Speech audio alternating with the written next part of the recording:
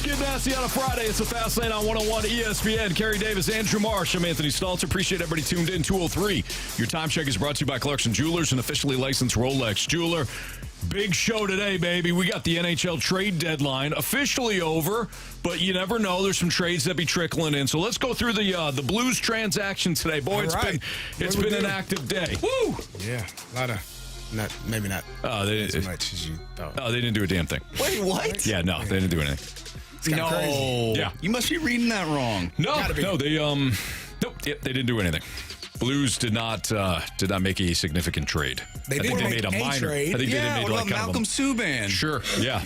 You want to break that down for the next 4 PK's hours? younger brother, right? You want to break that down for the next 4 hours? I mean, we could, but let's not. Yeah. Uh-huh. What about the team that's here? Are Buchnevich still here? Yeah. Marco Scandella? Yes. Kasperi Kapanen? Yes. Oh, man. Jordan Kyrou, Yes. No, okay. Well, wow. Well, they surely won last night. That's why they didn't trade anybody. No. They got smoked. Oh. Yeah. What? Yeah, they got smoked. And no moves were made? That's correct. Doug Armstrong said, you know what? You made the bet. You clean it up, yeah. They didn't get smoked last night. They played the Devils. They have one of the worst goaltending tandems in the league. Yeah, only gave and up their one. top goal scorer didn't play. Yeah, scored 4. The Devils scored. They won? Yeah. Oh, yeah.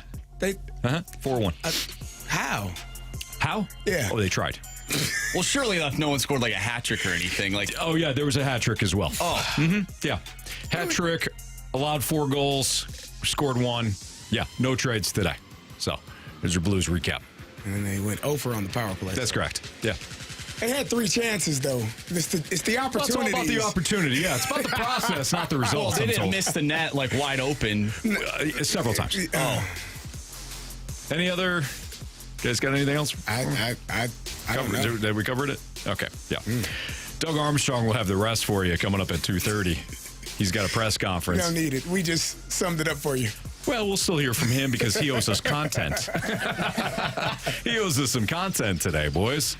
Yeah, the Blues did nothing.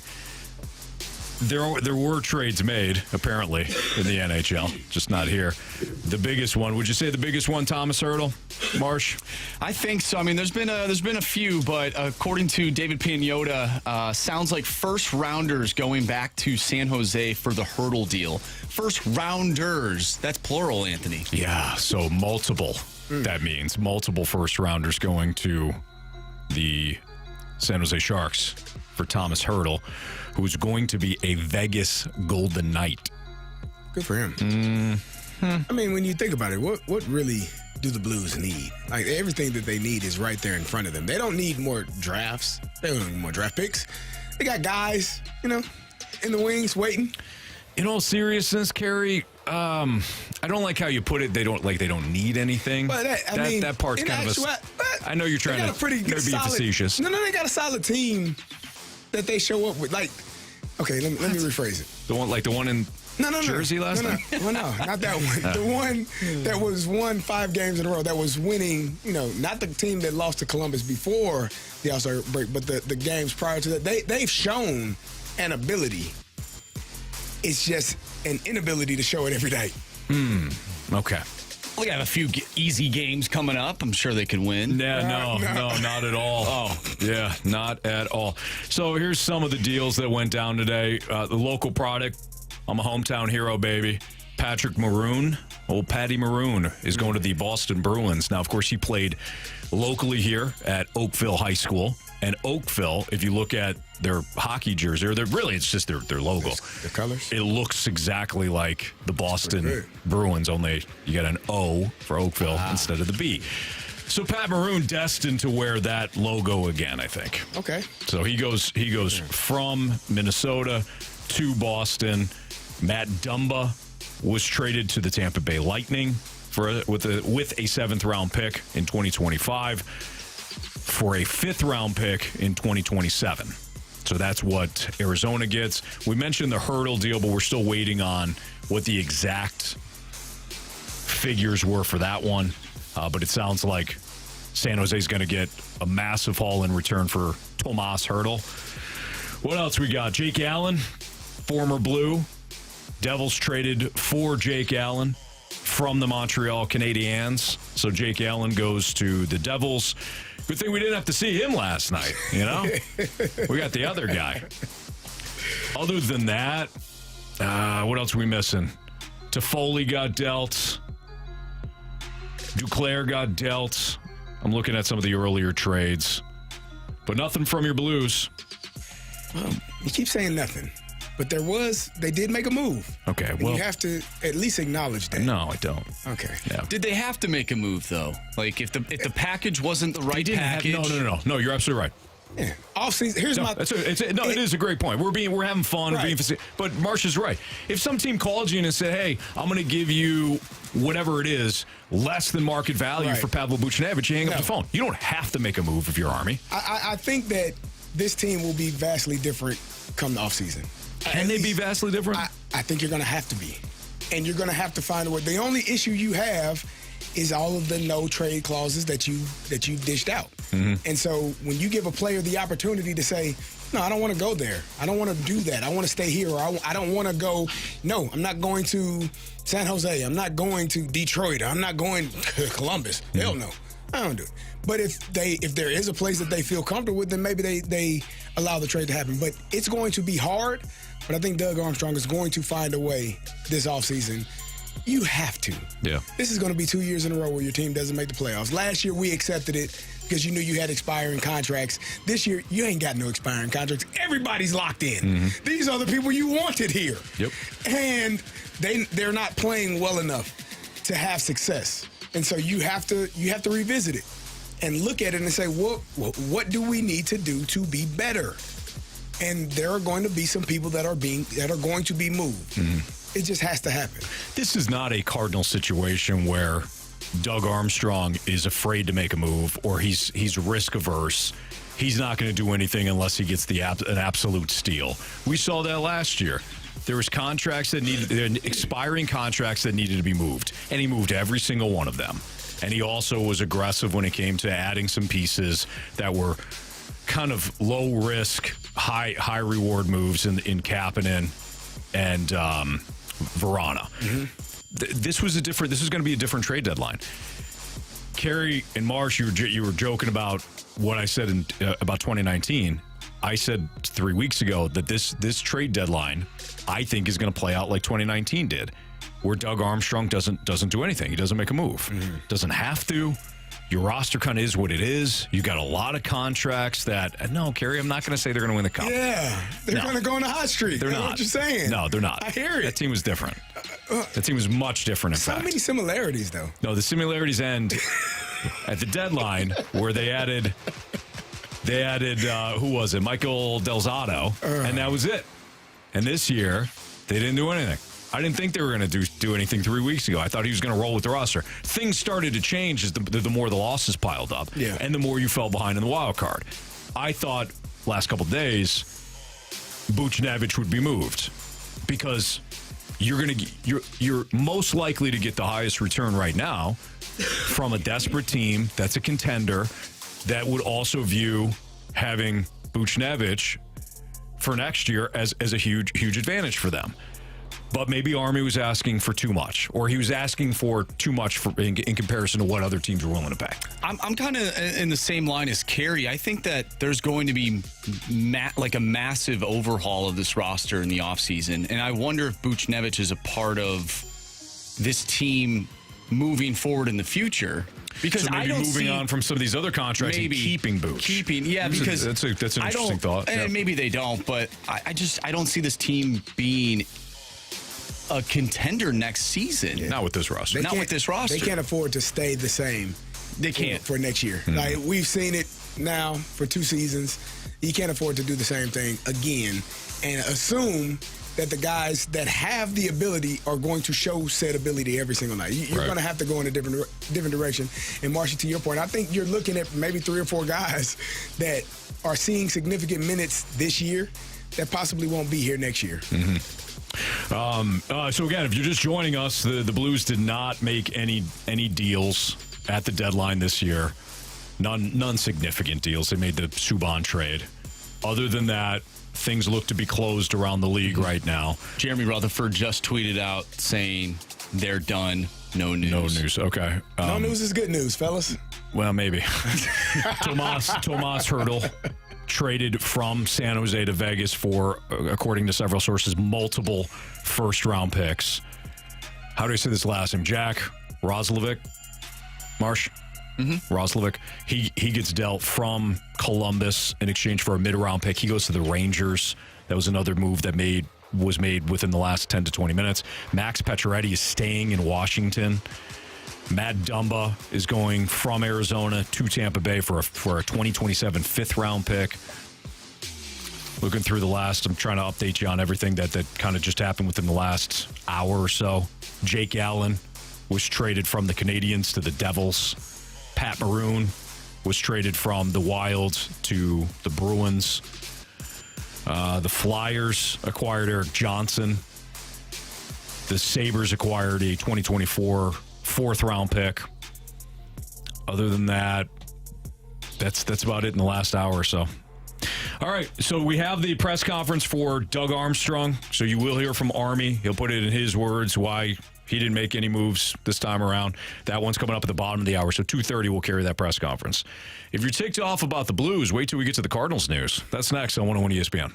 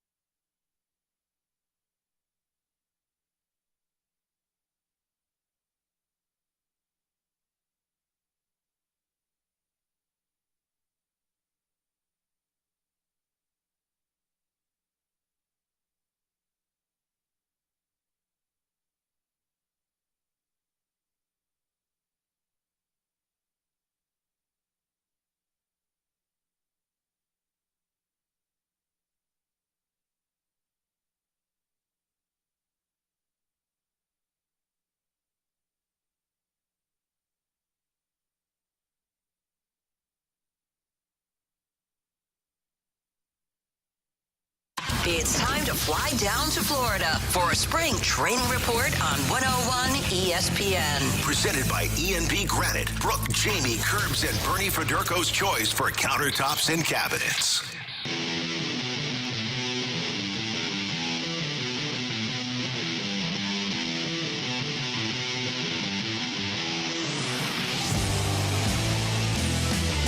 Just a reminder that we will carry Doug Armstrong's press conference in 10 minutes.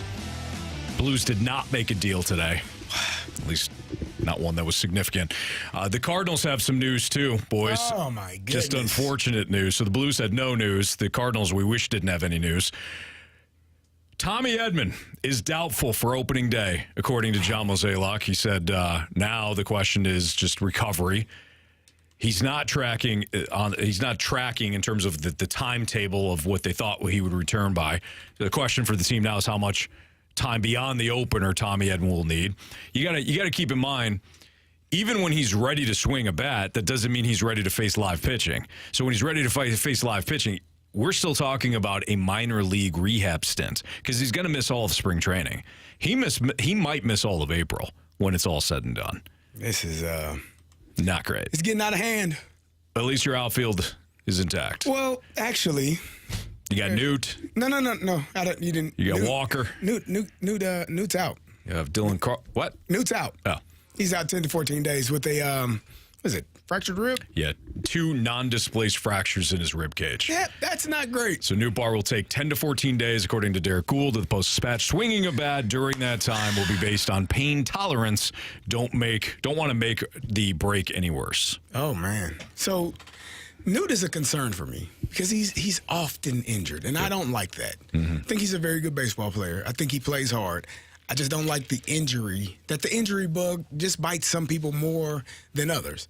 And you have to find a way to stay healthy if you want to have a career and if you want to have success. Being healthy is really the major part of it. Look at LeBron James. I mean, he's the all-time leading scorer, not because he scores the most points in a season or because he's played long enough and had the longevity to be able to play and score points and do all of those things.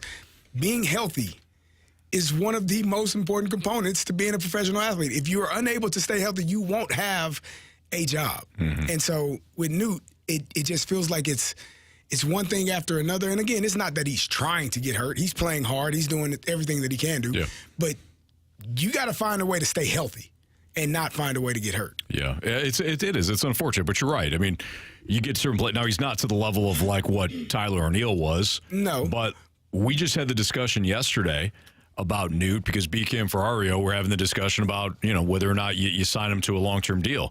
No, this is one of the reasons why you can't. Yes, because you don't know what his health is going to be, day in and day out. You just have to. He's going to have a period of a year or two where there are no major injuries, nothing where he's on the IL for extended period of time. Maybe you get a day because you're resting, but not because you're injured and you got to miss 2 weeks or you got to miss 3 weeks because of an injury. It's just it's becoming repetitive and it's not a good look for him. Yeah, 108 games in 2022, and then he played 117 games last year. And the one last year I think is the biggest one because you look back and you say, this is somebody that will be our starting left fielder, right fielder, center. He can play all 3 positions.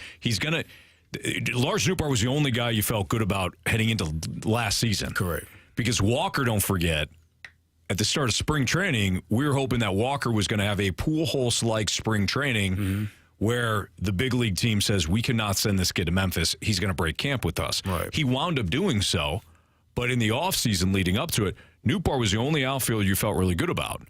And then he puts together a season in which, again, he only played 117 games. Now, during that span, he was productive. He's a good player, but you have to be available. You have to prove that you can be available. The outfield situation now becomes a little murky, too. So according to John Mozeliak, and I'm going to pull up this John Denton tweet here, the Cardinals, according to Mo, will not look at bringing. He said, let me make sure I get this actual quote right. John Mozeliak said the organization is taking a measured and patient approach on potentially promoting Victor Scott. This is according to John Denton at John Denton 555. He covers the Cardinals for MLB.com. For now, Dylan Carlson and Alec Burleson will get starter reps in center field and left field with Lars Nootbaar and Tommy Edman out injured. I'm sure the Cardinals don't want to put pressure or any extra expectations on Victor Scott. But if you want to be a team that rebounds from one of the worst seasons in franchise history, you cannot start Alec Burleson in the outfield. You can't. Definitely not in center field. Well, no. Dylan Carlson, I assume, would be your center fielder. Okay. Yes. But you can't start him in left field. No. His body doesn't move well enough. It's no knock against him personally. I think he's a very good hitter. I think he does a good job at the plate. But in the field, it looks uncomfortable. He's fine at first base to spell Goldschmidt. Mm-hmm. But that's it defensively. He's a left-handed bench bat that you can DH sometimes. That's it. And anybody that said, well, he didn't make an error last year. You don't make an error on balls you can't get to. That's kind of how that works. He's not a good outfielder, at least not for a competitor. If you have him in the outfield for the Oakland A's, you don't care. But this is supposed to be a team that expects to be in the NL Central running. You can't have him in the outfield. If Victor Scott turns heads in spring training, that's what you want. It doesn't matter if you feel as though that his timeline is a little ahead of schedule. Great. Yeah. I'm sure the Braves didn't expect Ronald Acuna Jr. to be in their plans at 20 years old. Right. But I'm not comparing the two players. I'm just saying that if the timeline has sped up a little bit, it doesn't mean that you're rushing the player. If you get to the end of April and Victor Scott looks completely lost, by all means, send him back down. But if he shows you that he can handle big league pitching, even in spring training, the injuries have opened up the opportunity. Yeah. I mean, for him, for Dylan Carlson, his opportunity, there are a number of opportunities for guys to show that they should be able to have an opportunity to play. And if they don't, this team is going to struggle. Yeah. They are going to struggle out of the gates. Their starting pitcher, their ace, their number one is down for, a couple of weeks. Your starting left fielder is down. Your starting center fielder is down. This team's going to struggle if they can't figure it out sooner rather than later. And that's a bit concerning. We have the Doug Armstrong press conference coming up next. So why didn't the Blues make any moves? Army will hopefully tell us that next on 101 ESPN.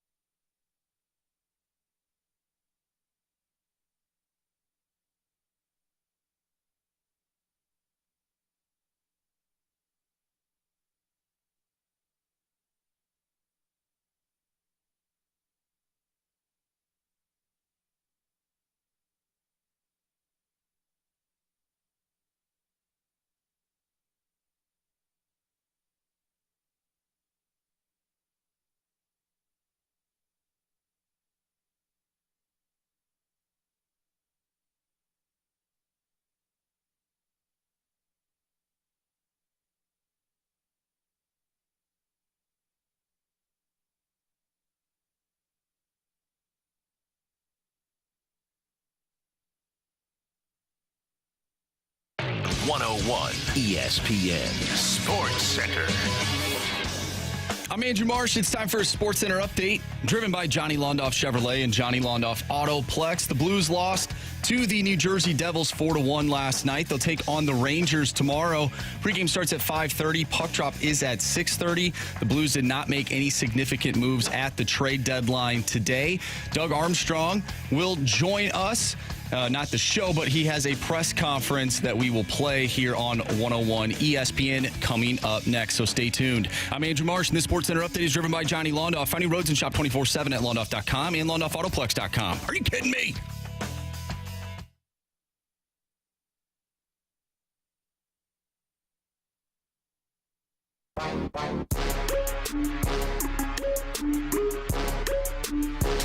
It's a Fast Lane on 101 ESPN with Carey Davis and Andrew Marsh. I'm Anthony Stalter. The Blues did not make any moves at the trade deadline this year.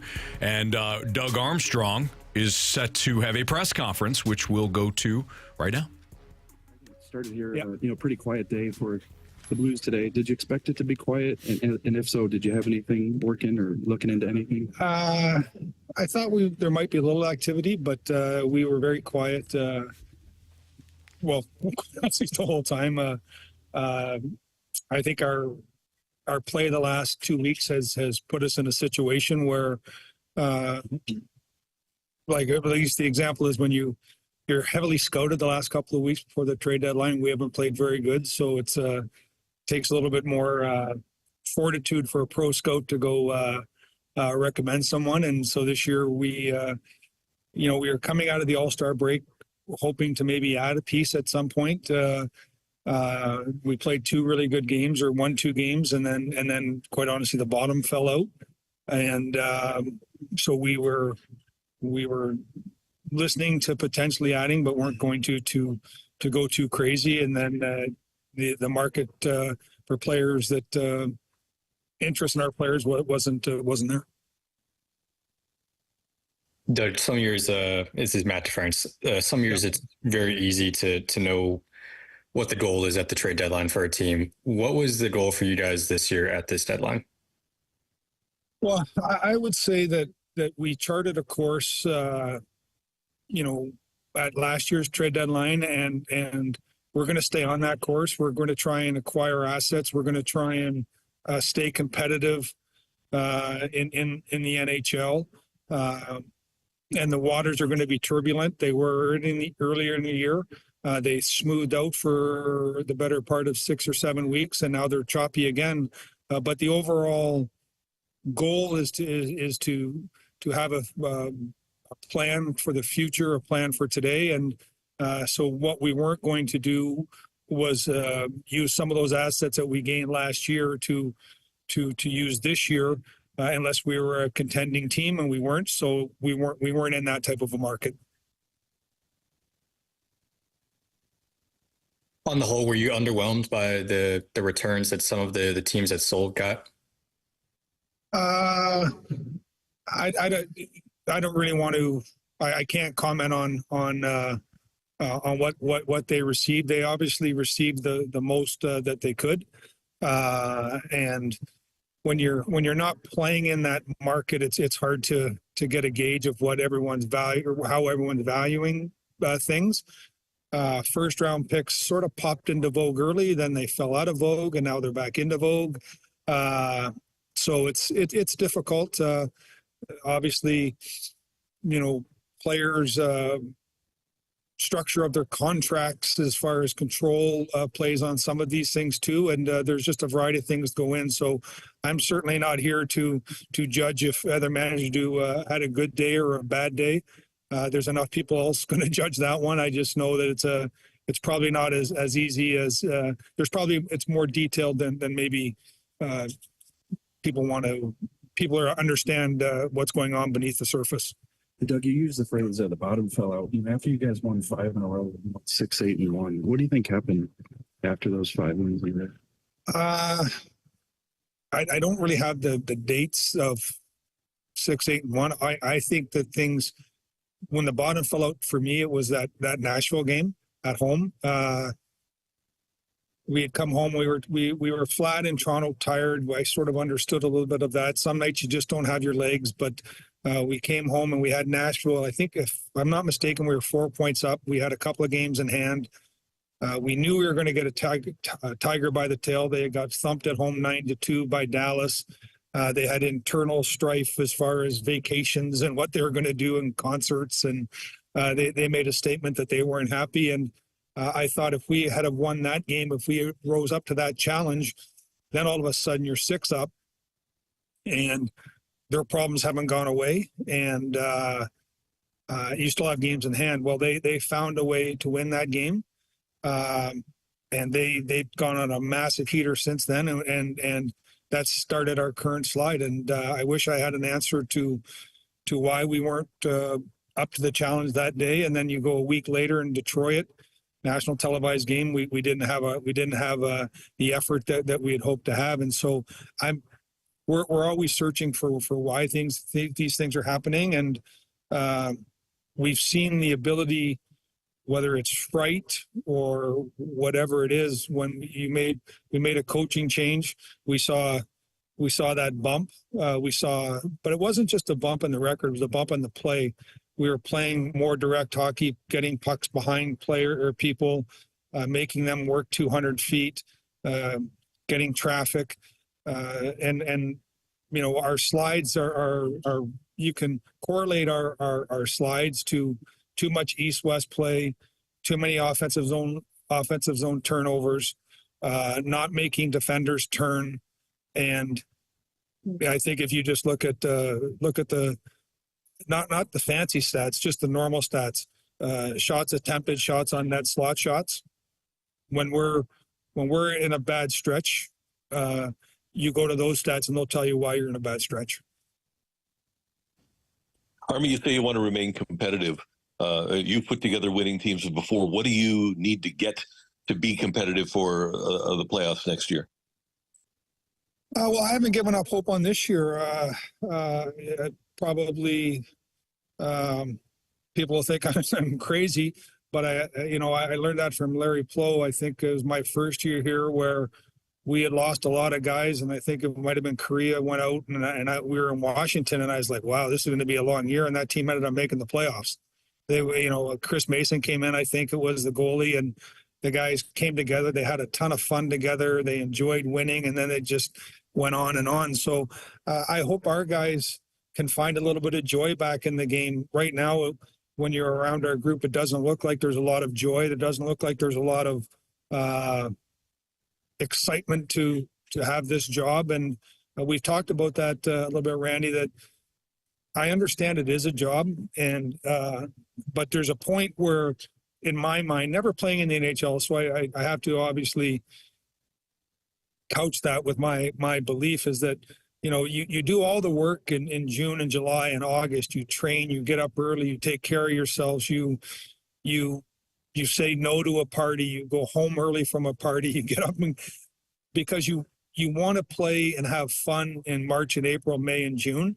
And so this is the time of year where I hope our players find it being the most enjoyable. Usually you should come to the rink with a smile on your face, with the desire and the excitement to compete. And for whatever reason, we haven't had that desire and excitement to compete the last little while. And I hope they can find it back, because it should be a joyful time. As far as competing, we talked about earlier, what does a successful season look like? And part of it is wins and losses. There's no question that's a massive part of it, but it's also when you're going through a change, you want to see growth. And, I can see some of the forest for the tree that I'm in front of, in the sense that Jake Neighbors has taken a big stride from last year to this year. Scott Prunovich, where he's defining what type of player he's going to be. His health issues are behind him, and now he's getting judged on who he is and what he is. We got Bolduc up here now, and he's doing a nice job and getting his taste. Kessel came up not only like for one game a year ago, but he had a number of games and showed well. Hofer's in our lineup now, so we're seeing some positives in some of our developing players. And right now with our roster the way it is, we will likely see a player or two get another opportunity from the American Hockey League this year, and so that's a positive part. And then we'll decide after we have the full 82 games and whatever else may or may not come after that, to evaluate on what we need to do next year. But again, we're gonna chart that. We're gonna stay on that course that we've charted. We're gonna live with the kidney blows and the punches and the hard days because we want to stay true to that vision that we have of building around and getting back to where we're a competitive team, not for a year, but for a number of years. Do you think the market will be a lot different in the summer than it was here at the trade deadline? I think that the cap is going up, which is going to have an effect on it. But the extensions that players have signed already have eaten up that cap for certain teams. It's so. I think I could again. I don't want to talk in total fact. Yes, no, but the cap can keep going up as much as it wants. If only 10% of it take that amount of money, it doesn't change for a lot of other guys, and we're seeing that happening. You see the top players who I think earn every penny that they get. They're the marquee players, and their salaries are continuing to rise. They're going up by 35-40% per contract now. So I think that the market could change a little bit, but I still think it's going to be if early indications of a growing cap, who's going to get the money? It's going to be a very small percentage of the guys are going to get that money, and I could be wrong. So I'm just saying, when I look at the extensions that have been given out now, they've had maybe not a percentage increase, but a total dollar value increase in some of these guys that they're eating up 70 to 80% of the rise of the cap. Well, if that's the case, then you have the exact same players at the exact same cap as they did the year before. So I don't know what it's going to look like. We're going to be ready for it. We're going to have some money, but we're also going to try and stay consistent with a vision. For me, understanding that it's a process, and just like you said a second ago, you got your eye on the future. Could there be, or do you envision significant roster turnover in the offseason? Do you see anything like that happening? Yeah, again, it's too early to speculate on what will happen in May, June, or July. I think that a reality check of where we are today happened around the league and in our locker room. And players now are down to one quarter of the season to prove their worth to themselves, to their teammates, to the management, and then the rest of the league. That's so it's too early to tell exactly how this is going to play itself out because we still have about a quarter of the year back. Doug, with a guy like Buchnevich, how or what factors do you have to weigh before you make a decision with him? Like all of our players, he's eligible for a contract extension on July 1st, and there's no real rush for us to get the cart ahead of that horse.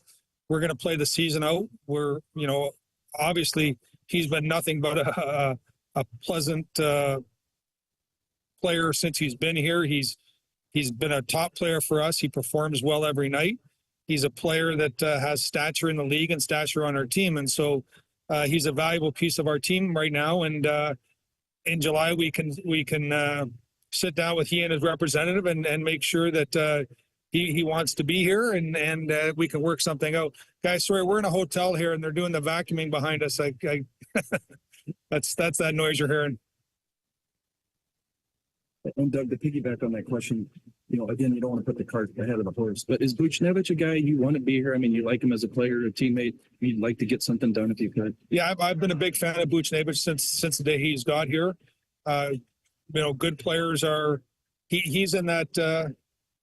He's in that echelon of players that takes up a large chunk of your cap for a reason. He's a top end player.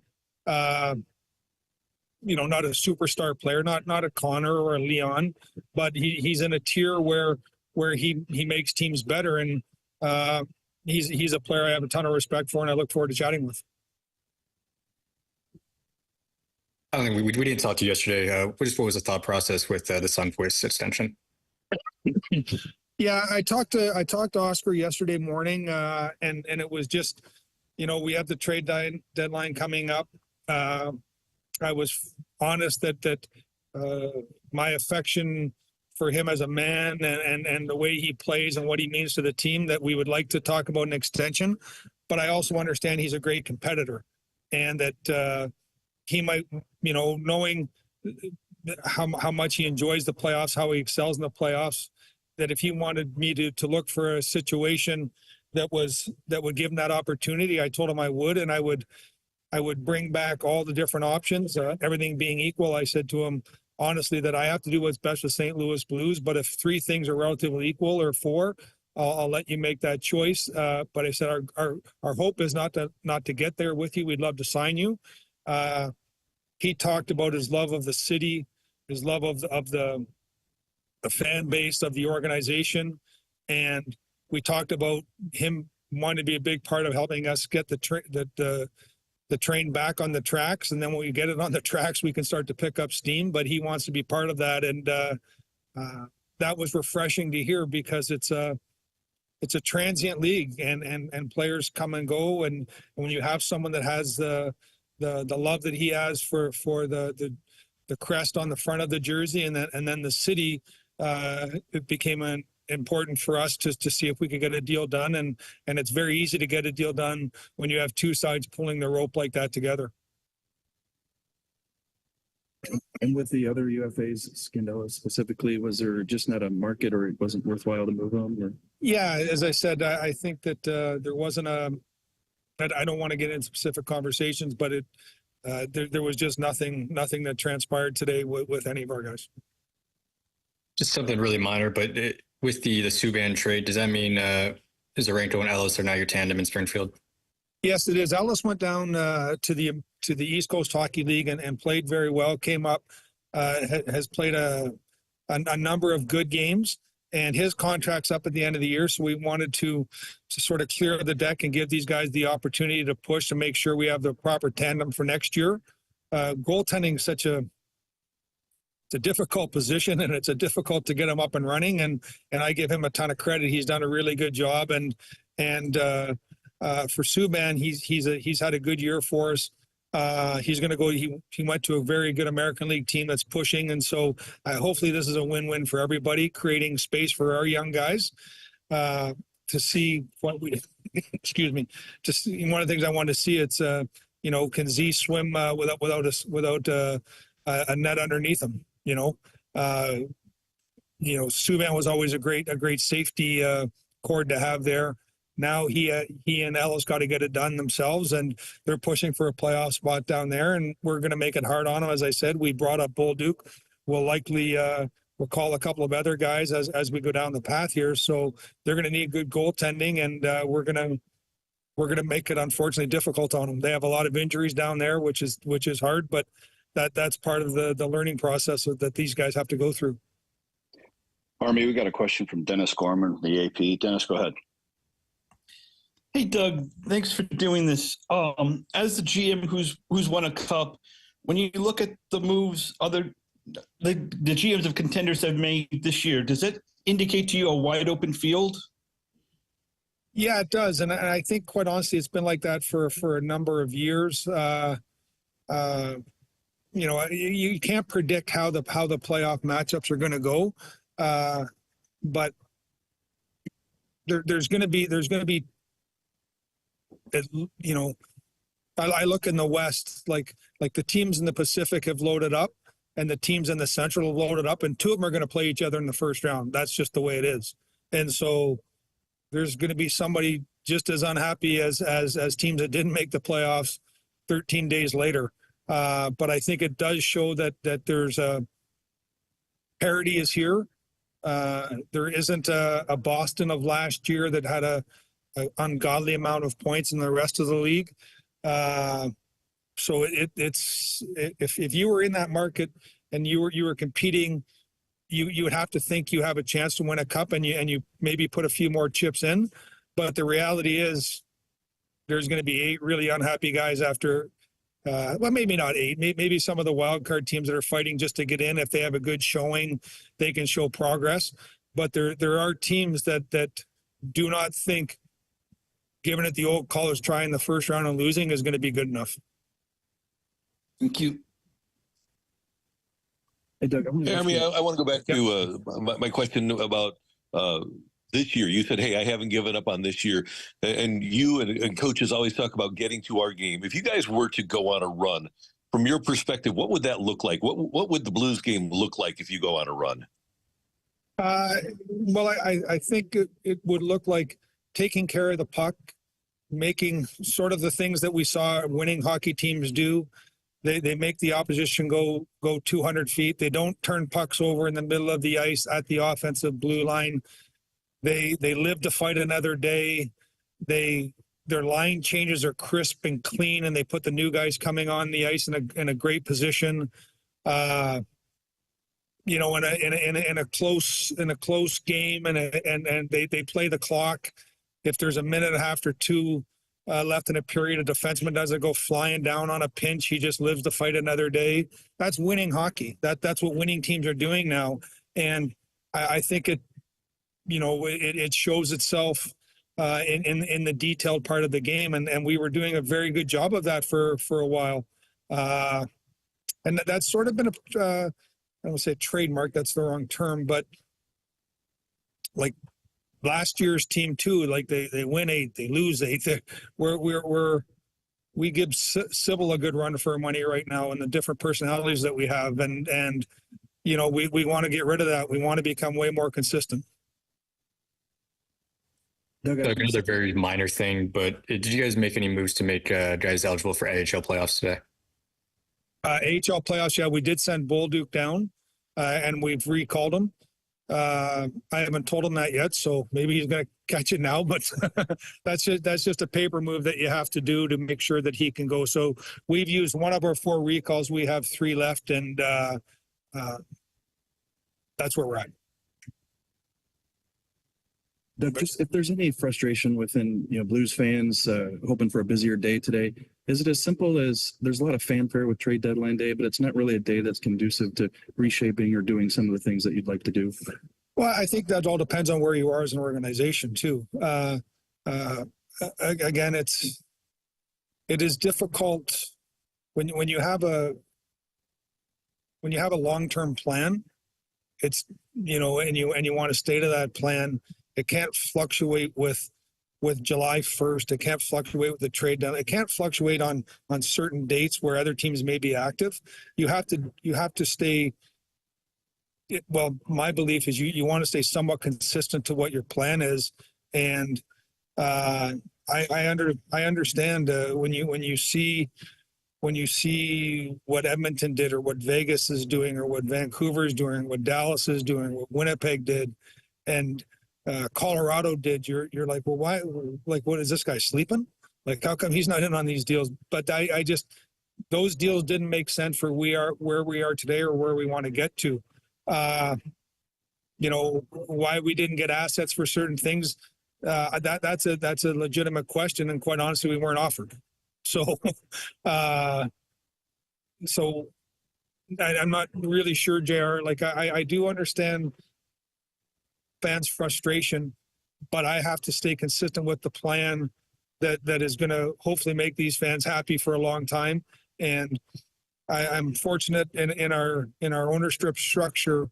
They'd like to see us be competitive over a large window than over a year or two, and they're willing to give us the opportunity to do it. And I know they don't expect this to last forever, nor do we. And we have to just keep working towards that. I wish I could paint it in a lighter, brighter way for our fan base. It's just the reality that it's not as far away as you think it is, but it sure feels like it. Hey, Army, we got one more question from Ben Fredrickson. Ben, go ahead. Hey, Army, you've always been very candid about like windows and whether or not you feel like the team's a true contender or not. I'm just curious with how well Jordan Binnington has played this season, very consistently over the course of the year. You feel like it's a missed window to not potentially not have a goalie playing as well as he has this season in the playoffs? Because you guys have seen, of course, how that can make a difference. He's played very well. He has really played well, and I think that's the unfortunate part of a team sport for an individual is you can't pick the year you're going to be good and make sure everybody around you is just as good. It doesn't work that way. He's been great for us, and I think he still gives us a chance. And he's a lot like Sundqvist. He wants to be part of the solution, and like a missed opportunity for Binner is a missed opportunity for our organization. I think that we had an opportunity though to put ourselves in a better spot than we are today, and we haven't wasted it, but we've made it much harder over the last couple of weeks, and now we got to find a way against tough teams to scrape out points. And we are starting at a good spot with two good goaltenders to give us a chance every night. Thanks. Okay. So thanks, everybody. Oh, sorry. I just had one last one. So sorry about that. That's all right. I got nowhere to go. Yeah. So were you surprised by the relative lack of value from other teams as to your assets on your roster? You said you weren't offered certain things. Were you surprised by the lack of value? Not surprised. I'm not sure. Like it is what it is. There's I want to be respectful to all the players. Like there's the 20% of the league is there, and then there's a lot of similar type players, and there's an affection for some and not for others, and part of it too is we haven't played very good the last 2 weeks when people are watching, and so if you have an opportunity to acquire a player that you've seen play 3 or 4 really good games over the last, at whatever role you're looking for, you have a more likely to give him a positive report. And I'm not saying that the guys you're asking about are playing poor. I says as an organization, we have played poor. And so you sort of get sucked into the drain with everybody else. Hey, Army, one more quick thing. You occasionally meet with the players. Post-deadline, will you go in and say anything to them and say what you just said to us about playing with joy and that you still believe that they have a shot? Yeah, I'll talk to them. I think I owe that to them. But I'm not a big believer. Like I'll talk to them and I'll give them my outlook. But ultimately, I'm a big believer that what's going to happen is we're all going to walk out of that room and there'll be 20 guys in there or 25 guys, and they have to look at each other and really want to play for each other and play for the guy beside them and get ahead and move ahead. And it doesn't really matter what the manager says at that point. And I have to have a belief that they're going to get that done. I can't lie to you. People are tired of me talking here. Thank you, sir. Everybody. Appreciate it. Thanks, everybody. Bye-bye. Thanks, Doug.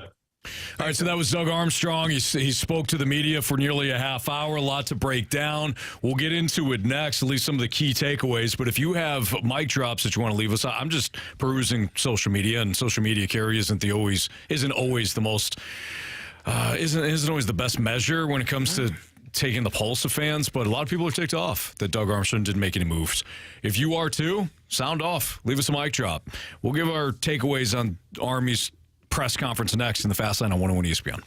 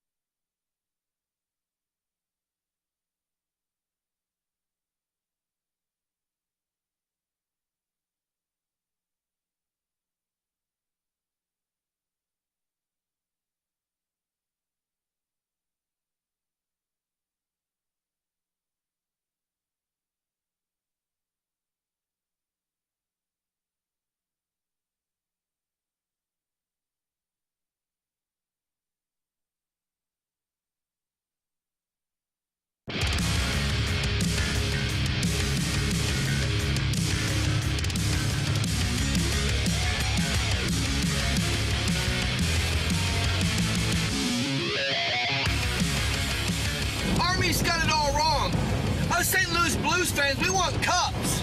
We don't care about making the playoffs for 25 straight years. Been there, done that. That didn't result in no cups. We want cups. If we have to be bad for 5 good years to win a cup, so be it. 6 years, 7 years, so be it.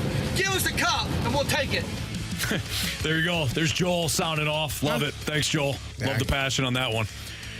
Yeah, want cups. He's not wrong. Want World Series, wants cups. That's what you play for. That's what you play for. Play for championships. You also have to have a direction if you're going to do that. Well, Anthony? And I don't really know what the direction is of the current, of our current St. Louis Blues. Do you?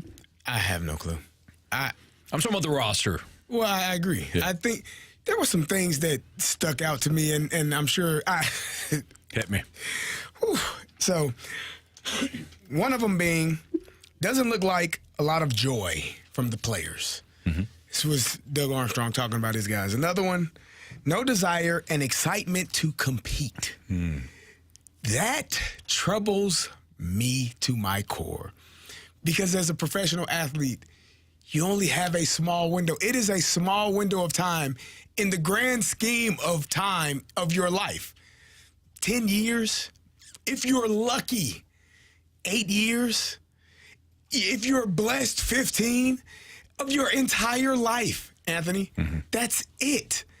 To say that there is no desire and excitement to compete troubles me. And then Army was asked, well, do you expect this team to look different next summer, come summertime? And he kind of didn't answer it.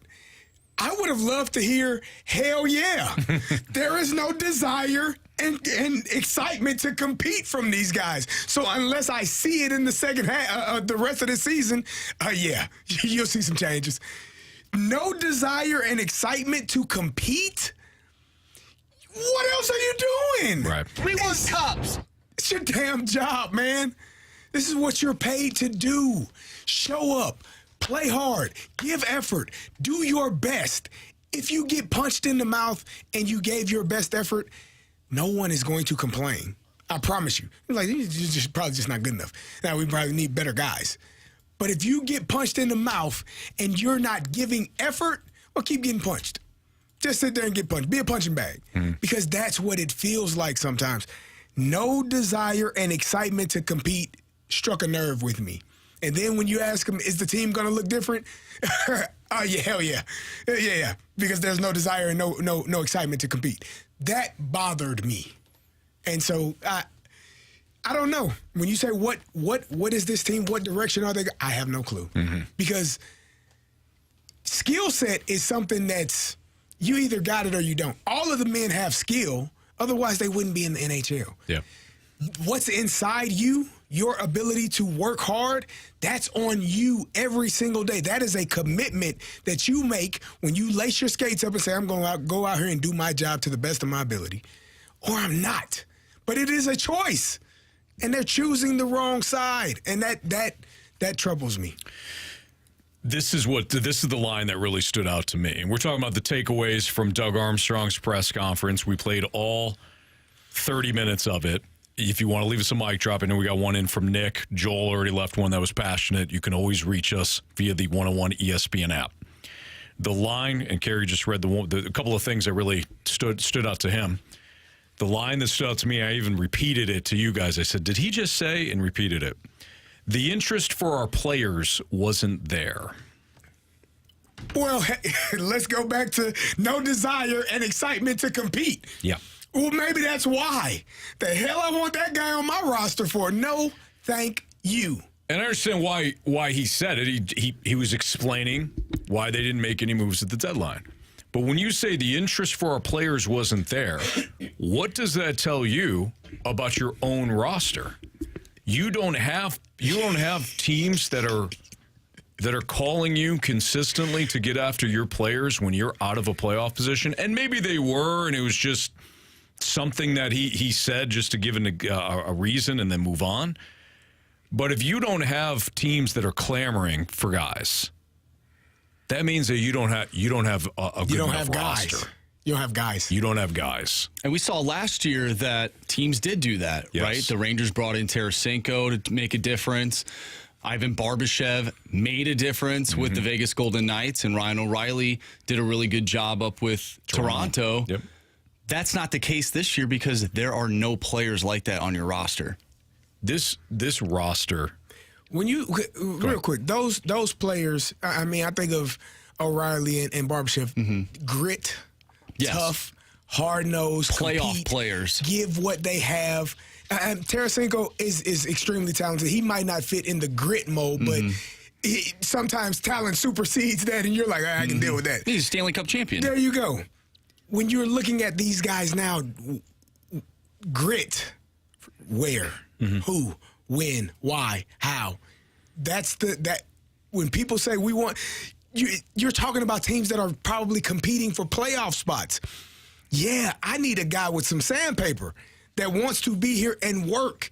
And if you tell me that the team doesn't look like they have a lot of joy and they have no desire or excitement to compete, why in the hell would I bring that into my playoff contending team, into my locker room? Stay the hell away. Yep. You stay in St. Louis, sir, and figure it the hell out.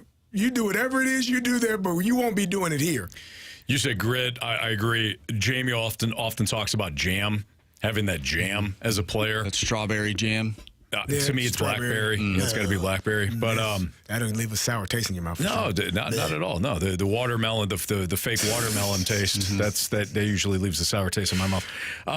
But when it comes to grit or jam or however you want to say it, there is something fundamentally missing on this roster. The other aspect, and Blues fans have said it too, and they're absolutely right, is that you have no flexibility with this roster, or very little flexibility. We can talk about why didn't Doug Armstrong make any moves today? Because he handed out no trade clauses like they're going out of style.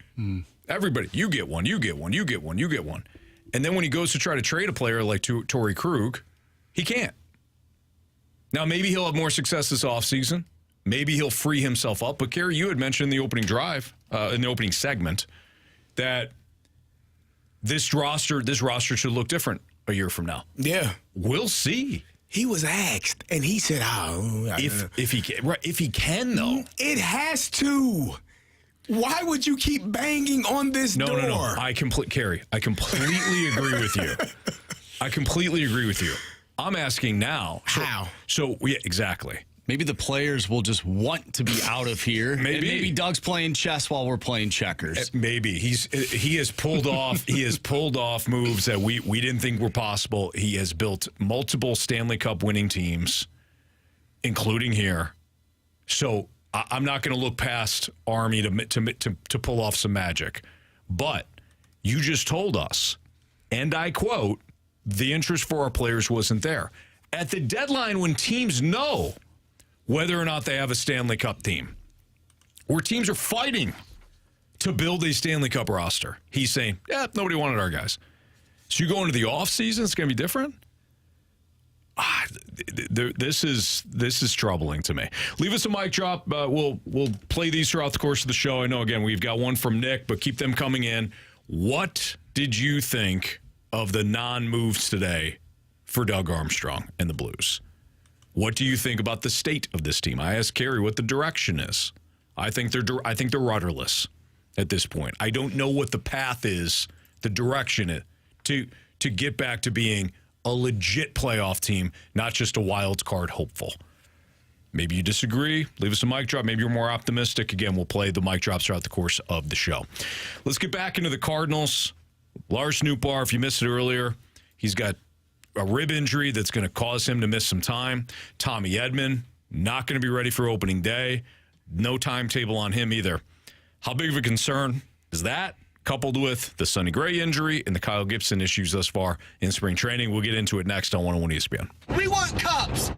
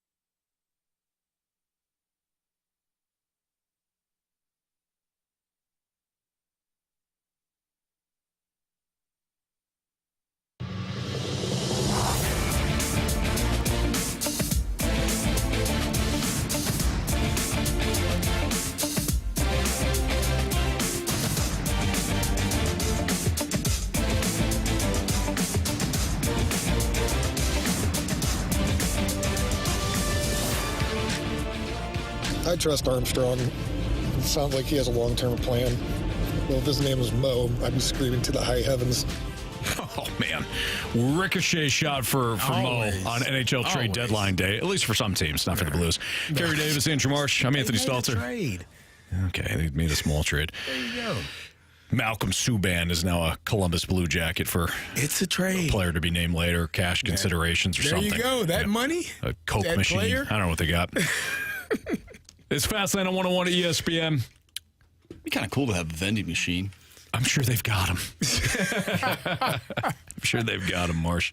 All right, so this is John Mozeliak, the audio courtesy of Bally Sports Midwest, when he was asked today, with the injuries to Newt, so Lars Nootbaar is going to miss 2 to 4 weeks with injuries, with rib injuries, and Tommy Edman also going to miss not only the opening day, but who knows how much longer because he's still battling back from that surgery, that wrist surgery. Here's Mo on the prospects of starting the season without 2 outfielders. So, Lars, he does have 2 non-displaced fractures in his rib.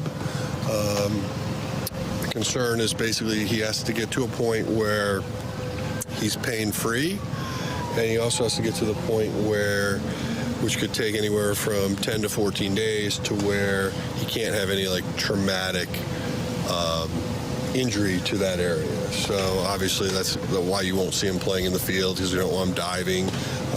And then, of course, from a swing standpoint, it's just as tolerated. So over the next course of 10 to 14 days, we'll just monitor, see where he's at. And then, at that point, we'll know if it's more of a concern for opening day or not. But right now, we're going to be patient. Just be patient, baby.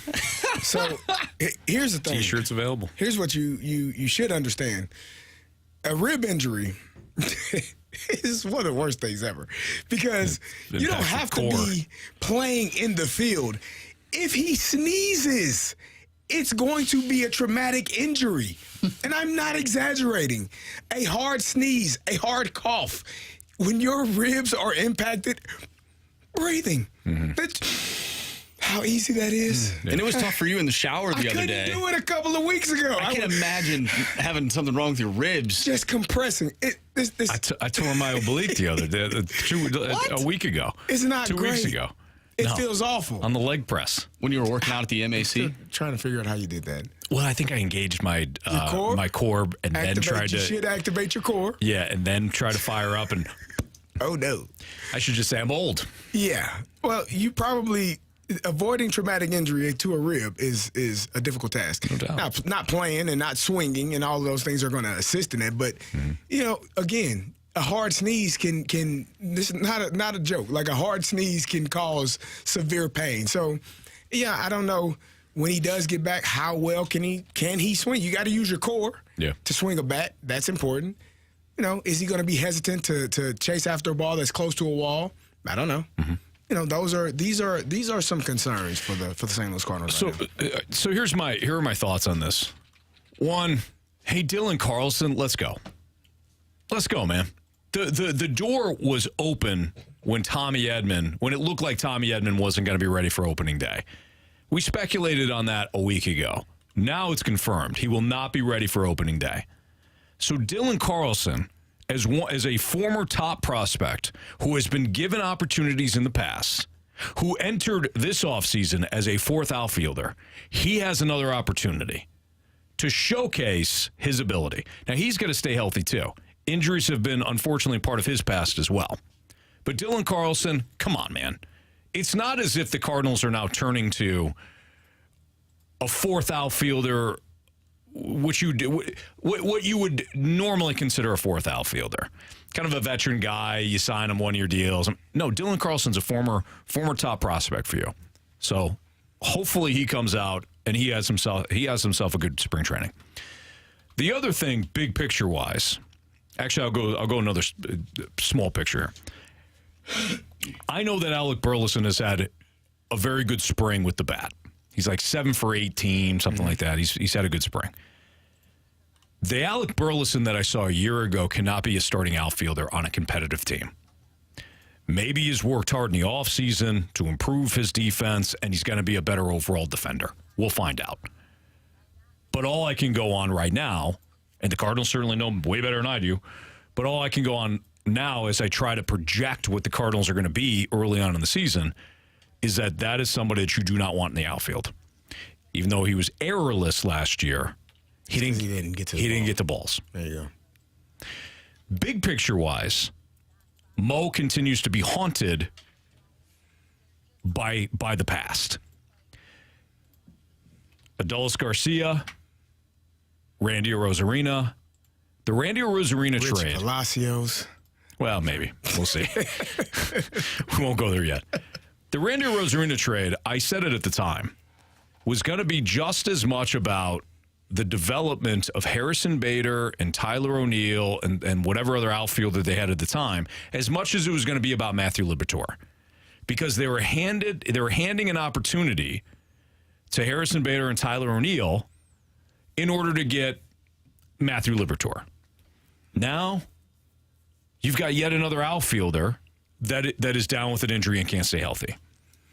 He has botched his outfield decisions time and time again.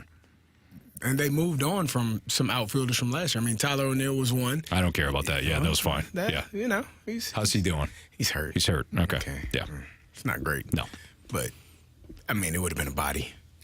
Not really. But you'd have trusted him more than Alec Burleson in the outfield. It wouldn't have mattered. It had been a moot point. He wouldn't be available. Okay. He was going to get hurt. I'm fine with them moving on from Tyler Clearly, O'Neill. you can say that you about had to. 2/3 of the outfield at this point. Sure. What I would like to see is them give a legitimate opportunity to Victor Scott. Yes. You want to get the fan base excited? Don't sign some 35-year-old who has bounced around the league forever and say, we're good depth-wise. Give a young kid an opportunity, somebody that you groomed, somebody that you developed within your farm system. Give them an opportunity. Victor Scott is an exciting player. I understand if you don't want to rush somebody's development. But last year he had a good season in the minors. This year, thus far in spring training, he's looked pretty good. If he's capable, I would rather see an internal option have an opportunity than somebody that ultimately is just a DH and a bench bat. He's a game changer. If he gets on base, he can change games. He can steal bags. Let's see his speed. Let's see his range defensively. He's got a pretty good arm too. If you're going to be you have a slightly above average roster. Certainly the case with position players. You've got some young, exciting players in Jordan Walker and Mason Wynn. Why wouldn't you roll the dice on somebody like Victor Scott? Provided, again, he has a good spring. Provided, again, that he doesn't look completely overwhelmed by big league pitching when the regular season does come around. You can always send him back down. I would much rather see that than the predictable, we're gonna play it safe. St. Louis, we're going to play it safe, Cardinals. But we'll find out. All right, what's trending is next in the Fast Lane on 101 ESPN.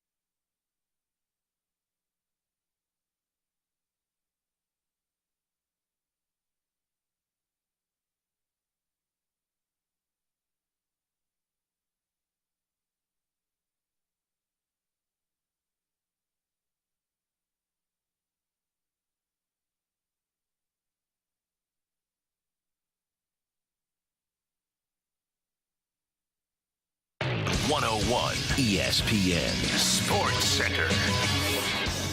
I'm Andrew Marsh. It's time for a Sports Center update.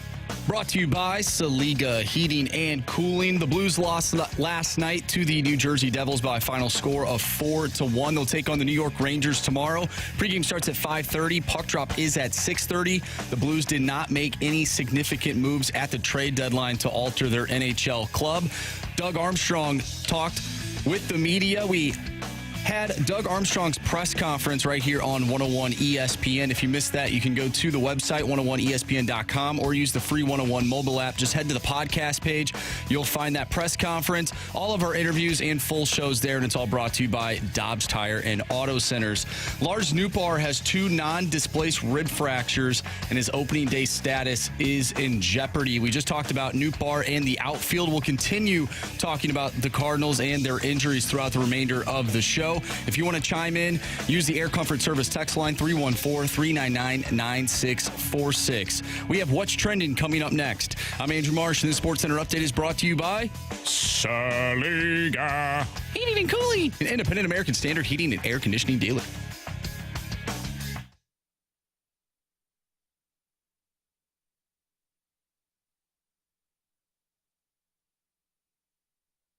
It's time to find out what's going on in the sports world with What's Trending Now. Brought to you by Goodwill. Donate a car and get tickets to the St. Louis Cardinals.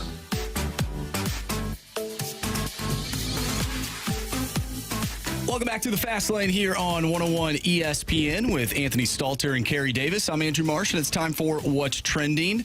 Gentlemen, obviously we've been talking about it all day, but Lars Nootbaar with rib fractures, not great for the Cardinals in their outfield because Tommy Edman is injured as well. I wanted to pose the question to you guys, though.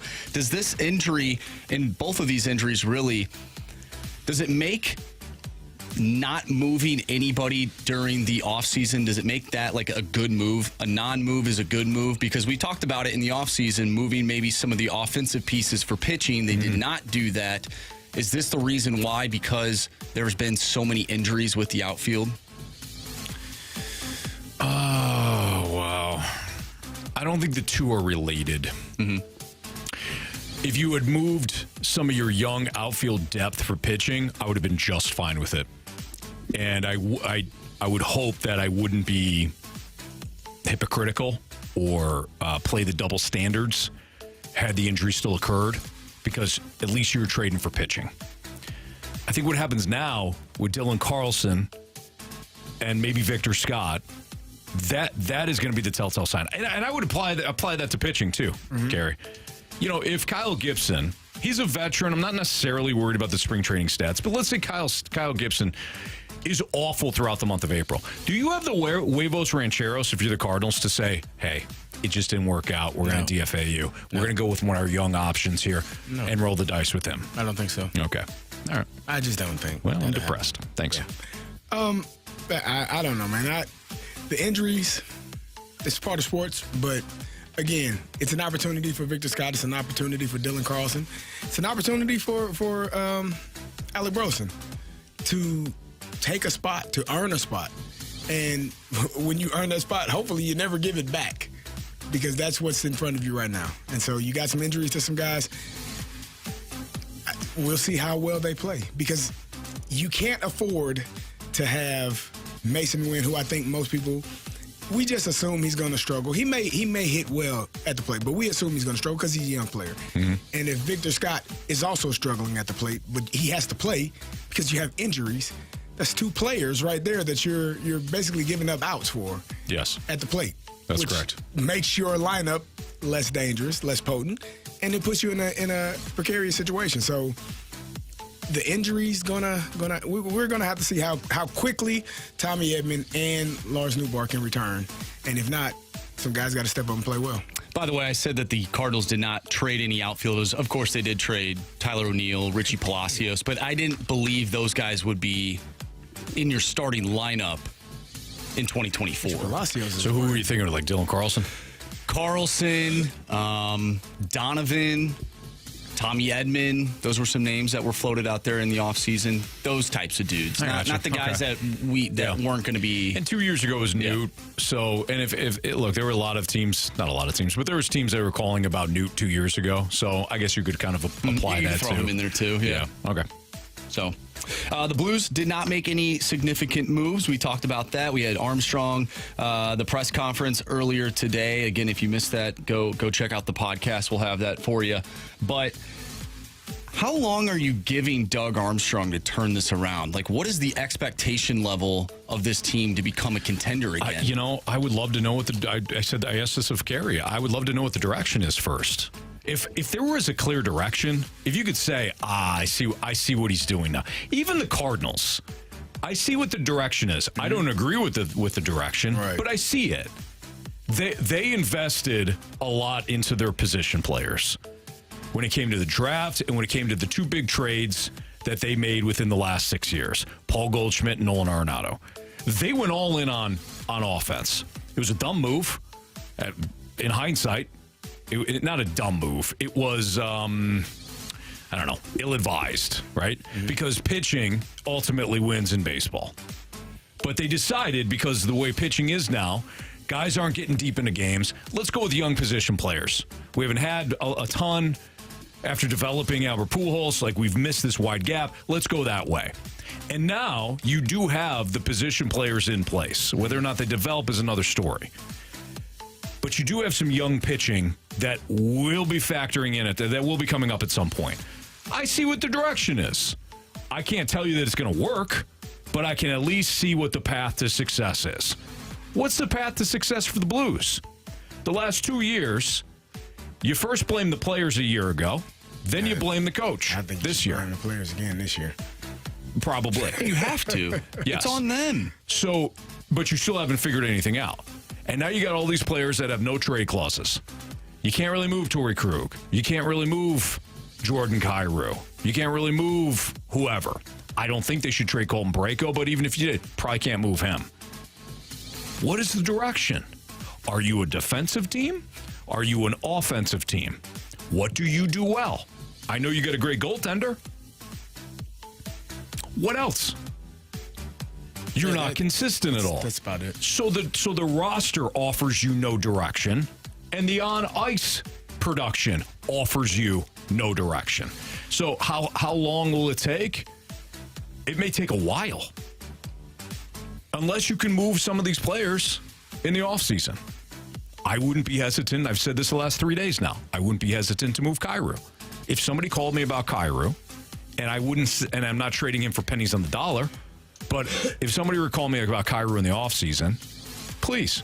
I think there would be fear is probably a strong word, but a level of fear to trade Kyrou. Yes, because it would signal the two guys I invested in the most. And I got wrong. I'm already exactly. I got it wrong. Yes. Or I got it right, and he goes and plays a hell of a game elsewhere, and you're trying to figure out what's going on. Is Jordan Kyrou going to... If Jordan Kyrou is going to develop like David Perron does, that would hurt. If Jordan Kyrou is the same player 5 years from now that he is now, what are you holding on to? Mm-hmm. The fear of the unknown. Yep. Well, let's be a little bit more positive here. To answer your question, Marsh, 2 decades. 2 decades. Oh, my goodness. Oh, my goodness. Well, you're used to that with your team, so. Yeah. 2 decades is nothing. You're kidding. It's a breeze. Let's bring a little bit more positivity here. Right. So one of my favorite games, and it'll be the show. The 2024 is coming out here, and they released the top-rated players for your St. Louis Cardinals. Paul Goldschmidt, a 91 overall. Sonny Gray, 89. Ryan Helsley, an 87. Nolan Arenado, 86 overall. Wilson Contreras, 84. And Tommy Edman, 84. Whatever. That's good stuff. Carey, do you remember what your highest Madden rating was? I feel like it was 82. 80? You were 82? That's not bad. That's pretty good. Maybe. I know one year I was like a 77, and I was coaching, and I had some kids actually find the game. And they was like, hey, you're terrible, coach. Yeah, show me the game that you're on, buddy. Who are you talking to? What team did you play for in Madden? I'm waiting to see. Oh, that's right. You had to build yourself and create a player Had to mode. create yourself. I'm on the game. Yeah. College in NCAA, when it was still out, I think I was up 90. Oh, like I was nice. Yeah, I was real. Okay. I was a real deal. That a boy. Nice work. Thank you. But of course, you didn't have your name on there. It's just But the it was number. me. But it was you. It was Illinois, and it was number 24. There you go. I knew who the hell it was. Yeah. So did my mom. Yep. Yep. That's Whole my boy. family. Old number 24. My boy, Blue. The old fighting Illini. Fighting Illini. NCAA college was great. Well, they're bringing it back. It will So be. PS2. So PS2 was popular when I was in college. So NCAA and Madden. I mean, come on. Before class, listen. after class. Me and my friend Chris Rose, we would literally be up till 6 a.m. playing Madden. Like, the hell was sleep. Mm-hmm. Like, we know we got to go to class in the morning. Yeah. But, yeah, we would play. Yeah, the season to finish. We got games. We playing against each other just all night. Yeah. Yeah, we worry about school when we worry about it. Yeah. But we'll be there. Might not be attentive, but we'll be there. When playing Madden, you also find out, like, how ticked off your friends can actually get. I remember my best friend Doug, who was the best man at my wedding. We used to play, and he's a big Bears fan, so he used to play as the Bears. Well, I'm a Falcon fan, and at that time, he had Vic. oh, that's a cheat code. So there was one time, like, he was building, right? He was building. And all of a sudden, he slammed down his controller, and he goes, do you ever hit your receivers in stride? Ever? Because I would always wait. Like, I just run around and wait until they came back and then just threw it. Do you ever have the play designed the way that And I'm like, no. It works for me. I have Vic. Yeah. Did you ever get anything like from Madden to bring into playing on the field? No. No? Because there's some baseball players, I think I mentioned this before, that will play MLB The Show and they'll see like different tendencies of like hitters and like their how pitches work. Yeah, it's really weird, but some coaches should play so they can understand clock management. they got the fast clock though. Yeah. It won't All right. help. Yeah, that's true. It's not a 5 minute. It's not a 5 minute quarter. This wasn't real. It's a fast lane on 101 ESPN. I just picture Nathaniel Hackett like looking up and saying, "Wait a minute, it's going fast." Yeah, what the hell? I didn't prepare for this. Your mic drops on the Blues inactivity at the trade deadline next on 101 ESPN.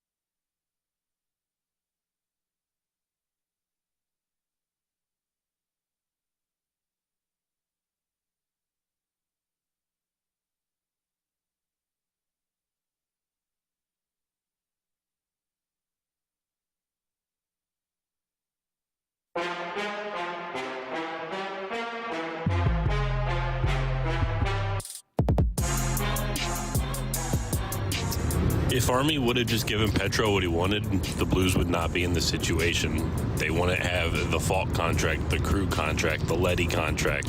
I mean, maybe one of them, but not all three. The Petro at whatever he was asking, $9.5 mil, is better than Krug and Falk at $14 mil combined. Everything that is wrong with the Blues goes back to that one decision, and I feel like ownership and Armstrong has never been held accountable for it. Yeah, 100%. I don't know. I actually don't. Matt, that was Matt, by the way. He left this mic drop.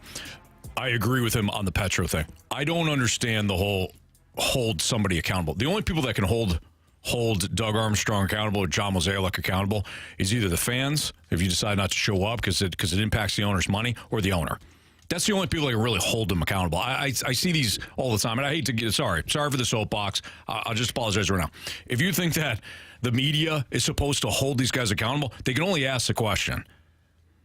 And they do ask the question. It may not be phrased the way you want to. And usually, and this isn't necessarily railing against Matt, okay? Again, I'll get to Matt's point if there was an excellent one. But I think a lot of fans want the media, so who was assembled today talking to Doug Armstrong to say, hey, Doug, you piece of garbage, why didn't you make any trades to help this team today? Explain yourself, fool. Like, I think that's what some fans want. They want you to talk the media to talk to them. Okay. And if it happens, that will be the last time that person ever asks a question ever again. Probably. Down at, or for any Blues event. You're probably correct. So the hold accountable thing, I think is a nice kind of blanket statement that some fans make when they're frustrated and ticked off about the current situation for their team. We can't do it. They don't care what we have to say. Right. They care about you, the paying customer. If you don't show up to the game, you don't give the owner money, the owner eventually is going to say, now, wait a minute. I have to make a change. That is how you hold somebody accountable. I agree. But you know what? I see both sides. I thought about this yesterday. I agree, and then but. Well, no, you should never say something and then say right. Because then it just eliminates it. So you don't agree. Now continue. Okay, I don't agree. So the reason being, because I do understand fans' perspective. They want us to hold John Mozeliak accountable, Doug Armstrong accountable, because they are unable to have these conversations with those people. And they feel like we can have those conversations with those people. And so, as we were talking about earlier, when Doug Armstrong was asked, how is this roster going to look in the summer? And he said, I don't know. But, sir, you just said that this team has no desire and no excitement to compete. Yeah. Why would you go into 2024, 25 with that same model and same mindset? It's the follow-up questions. And it's not being disrespectful, but it's asking the tough questions. And so I think that's when fans are saying, you all have to hold them accountable. I believe that's the part that they're talking about, because we have access to those people. Sure. More so than they would. But on your side, but how also, because I don't want to negate what I just said, also, they have the power to hold them accountable as well. Stop going. Yeah. If you don't like the effort that the St. Louis Blues put on the ice every single night, why the hell do you show up? Watch it at home. And that way, when it's 3-1 in the second period and they haven't fought back at all, you can turn the TV off and watch something else that gives you enjoyment. Because that's clearly taking away from your day-to-day, how you feel about what's going on in your life. Sure. So it is both parties. It is both ways. But even follow-up questions, I mean, these guys, Doug Armstrong, they're pros. Yeah. They'll dance around. So to me, you could ask those questions. Jeremy Rutherford, Randy Carricker, Lou Korich, they're all down there today. They ask good questions. But I don't think they phrase them in the way that fans want, because you fans can't be disrespectful. Exactly. Yeah. And I think fans, some fans, just because they're frustrated. I think if you were to talk to them in any other situation, and you take emotions out of it and say, "How would you want me to ask this question?" Say, "Well, no, I get it. I get your job. You got to." But when they're frustrated, it's like, Put a gun in their mouth and ask them then. Like you can't. It's not realistic. No. What is realistic is you have money. You can decide how you want to spend your money. If you don't want to support an establishment, a company, a brand, a team, you can choose not to spend. I'm telling you right now. You want to make change. F with somebody's money. Yeah. That'll give them the change. F with Stillman's money. F with the DeWitt's money. You hold a lot of power. You hold more power than you're giving yourself credit for. So anybody that says you guys don't hold somebody accountable, I would turn it back on you. Say you don't hold them accountable. Oh. This is your fault. Oh, come on. And that's right. I'm blaming you. Wow, I didn't go that far. Yep. I didn't. Truth hurts, Carey. I didn't go that far. You know who taught me that? You. Truth hurts. Okay, let's get to Janet next here on 101 ESPN. I'm not upset that Army didn't make any moves because I didn't see any moves he could make.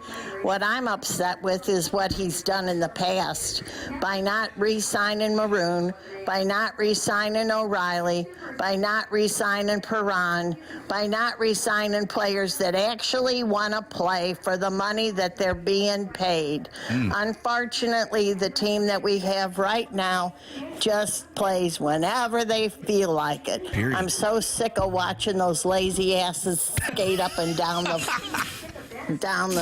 rink as slow as they can and not bothering to get into the other zone, and they just only play when they feel like it. It's just sad to watch. I love it, Janet. And you know what? I never jump back off my soapbox and gave Matt credit because Janet said something similar there to what Matt did in terms of all of the things that happened to lead up to this point. And Matt was absolutely right. It all started.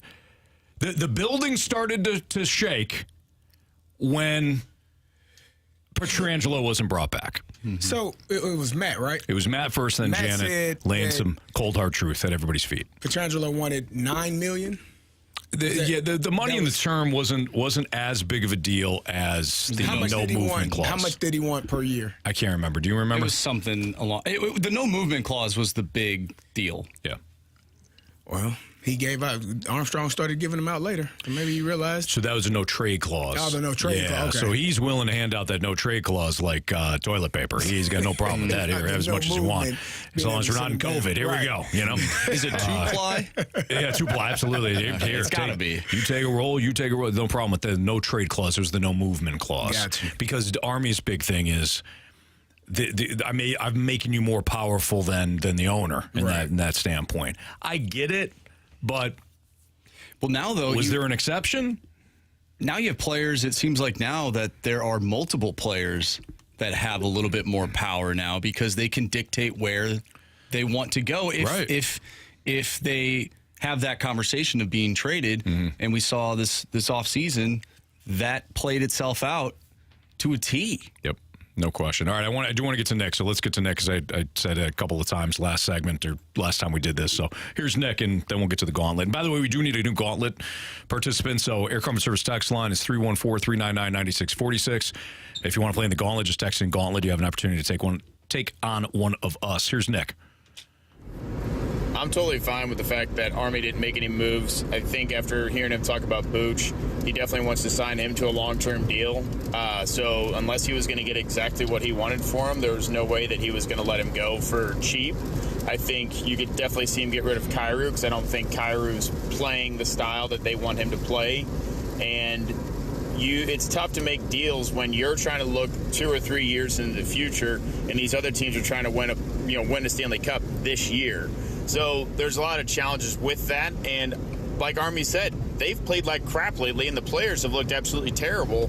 So there was probably not a whole lot coming in terms of offers. So they've got to stick with what they got, their futures and their prospects, and that's what they're going to be counting on. But there could definitely be a lot of moves this offseason just to get to free some of that cap space. Yeah, I think that's Nick. I think that's a well measured response. I think you nailed it in terms of this year. This year there might not have been enough to trade Buchnevich or trade Scandella. You didn't want to take a crap deal just to make a move. So Nick, I think it's well said. We are in a spot, though, because of previous decisions. It's kind of like the Cardinals season last year. That wasn't a one-off to me. It was a culmination of things that transpired beforehand to lead you to that. It's not just, bad year. We usually don't have these. No, did you learn something from it? Yeah. All right, time for the Gauntlet next on 101 ESPN.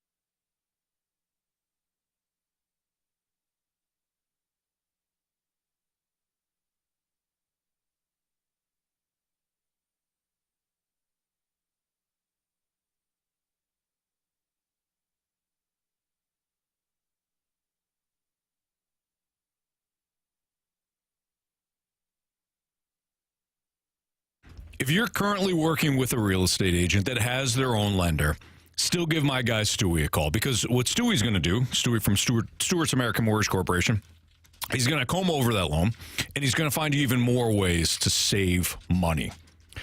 If you use the bagel loan, which is you're borrowing $200,000 or more, no lender fees, no closing costs. If you ask a lender, hey, do you have closing costs? Do you have lender fees? They'll often laugh at you. Of course we do.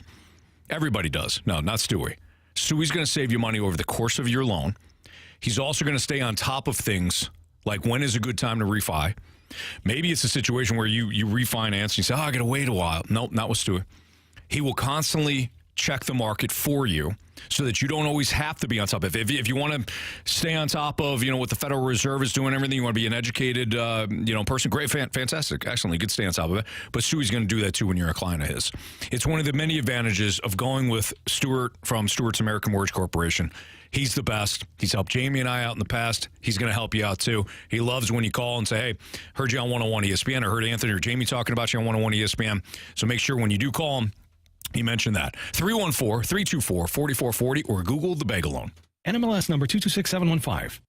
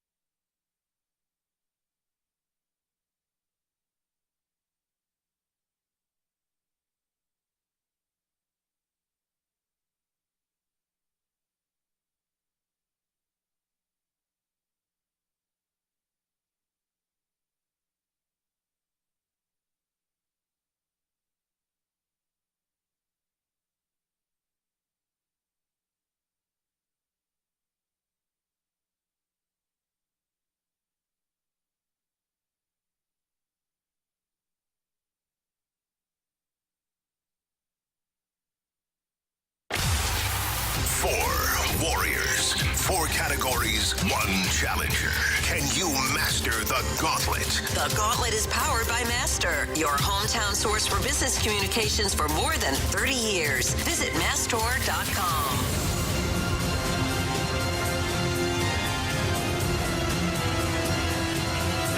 406, your time check is brought to you by Clarkson Jewelers, an officially licensed Rolex jeweler. Carey Davis and Andrew Marsh. I'm Anthony Stalter. We welcome in Robert to the show. What's up, Robert?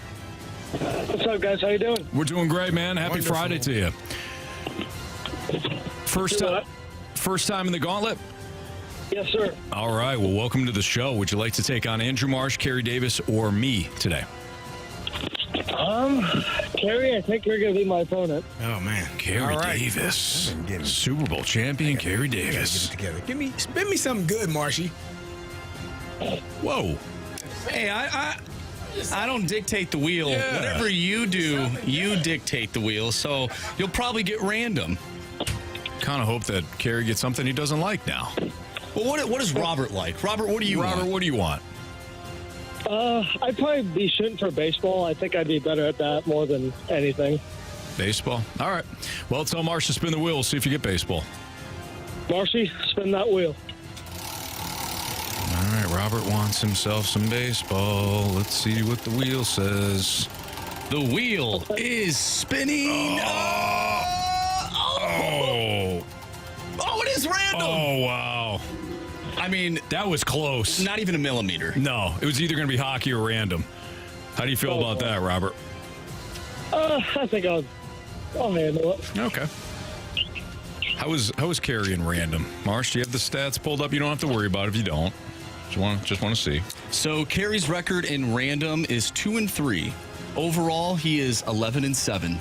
Okay, so he's been strong. And he's 4-1 in baseball. So that was the topic that you wanted. Oh. Might be a good thing that you didn't get it. Okay. Who knows? Probably. All right.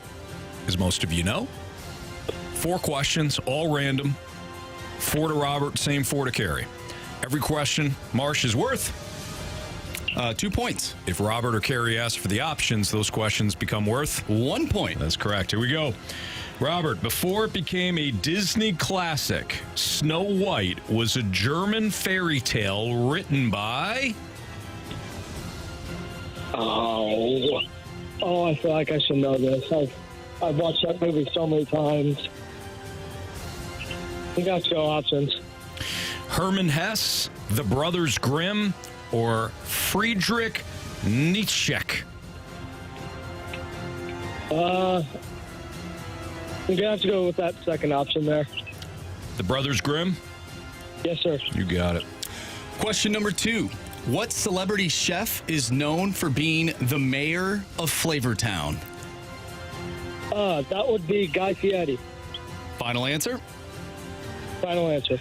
All right. Robert, question 3. Name the sprinter who won 9 Olympic gold medals before retiring from the track after the 2017 World Championships. Again, name the sprinter who won 9 Olympic gold medals before retiring from the track after the 2017 World Championships. Oh. I have a thought in my head of who it could be, but I don't know when he stopped running. I'm gonna go with the options just to be safe. All right. Usain Bolt, Justin Gatlin, or Tyson Gay? I should have gone with my gut. Usain Bolt. He was running. Final answer? Yes, sir. All right. Question number 4. Anthony would know this one. Identify the strongest metal in the Marvel world, which is capable of absorbing significant kinetic energy and releasing it later. Here's a hint. You may have to visit Wakanda to find it. Yeah. Oh. I feel like if that's the question that I'm going to get beat on. I'm going to have to go with the options. Options are kryptonium, vibranium, or plutonium. I'll be honest, I have no idea, so I'm just going to give it my best guess. I'm going to say kryptonium. Is that your final answer? Final answer. All right. All right, we welcome back Carey from the Cone of Silence. Robert, how you feeling? I I know I should have gone with my gut on the Usain Bolt one because I ran track in high school, so Okay. I should have gotten that. Hey, okay, so Carey's got his headphones on now, so I just wanted to make sure that, Robert, you were Not done. giving me any answers? Exactly, yep. I should have put them on sooner. Yep. All right, CD. CD, are you ready? Yeah. Your category today is random. Completely random. You said, spin me something good, Marsh. That's and he not did. good, Marsh. He spun you something random. Marsh, go ahead. Tell him. Pack a lunch, Carey. Are you ready? Sure. Question number 1, Carey. Before it became a Disney classic, Snow White was a German fairy tale written by options. Hermann Hesse, the Brothers Grimm, or Friedrich Nietzsche. Let's go the Brothers Grimm. All right. Final answer? Final answer. Question number 2. What celebrity chef is known for being the mayor of Flavortown? Oh.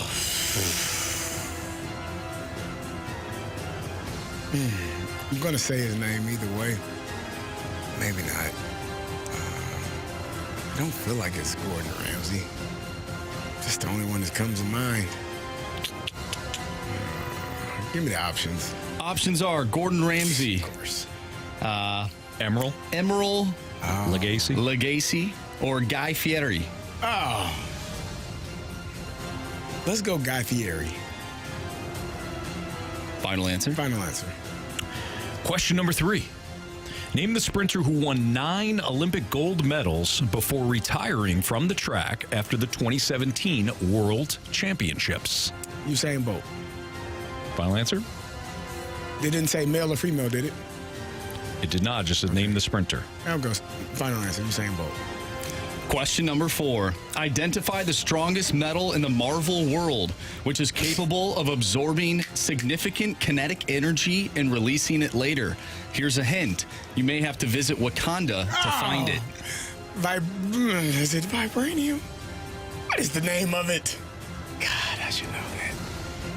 Oh, man. Yeah. I feel like it's vibranium, but I don't feel like that's right. Something isn't right. Give me the options. Gosh darn it. Your options are kryptonium, No. vibranium, God dog it. or plutonium. Vibranium. I should have just went with it. Final answer? Final answer. All right. Let's go over these. Robert. I needed to get that one without the option. Robert versus Carey. Before it became a Disney classic, Snow White was a German fairy tale written by... Robert, you said the Brothers Grimm. Carey, you said the Brothers Grimm. Correct answer is... It's the Brothers Grimm. But... both of you needed those options, so we have a 1-1 tie between Robert and Carey. What celebrity chef is known for being the mayor of Flavortown?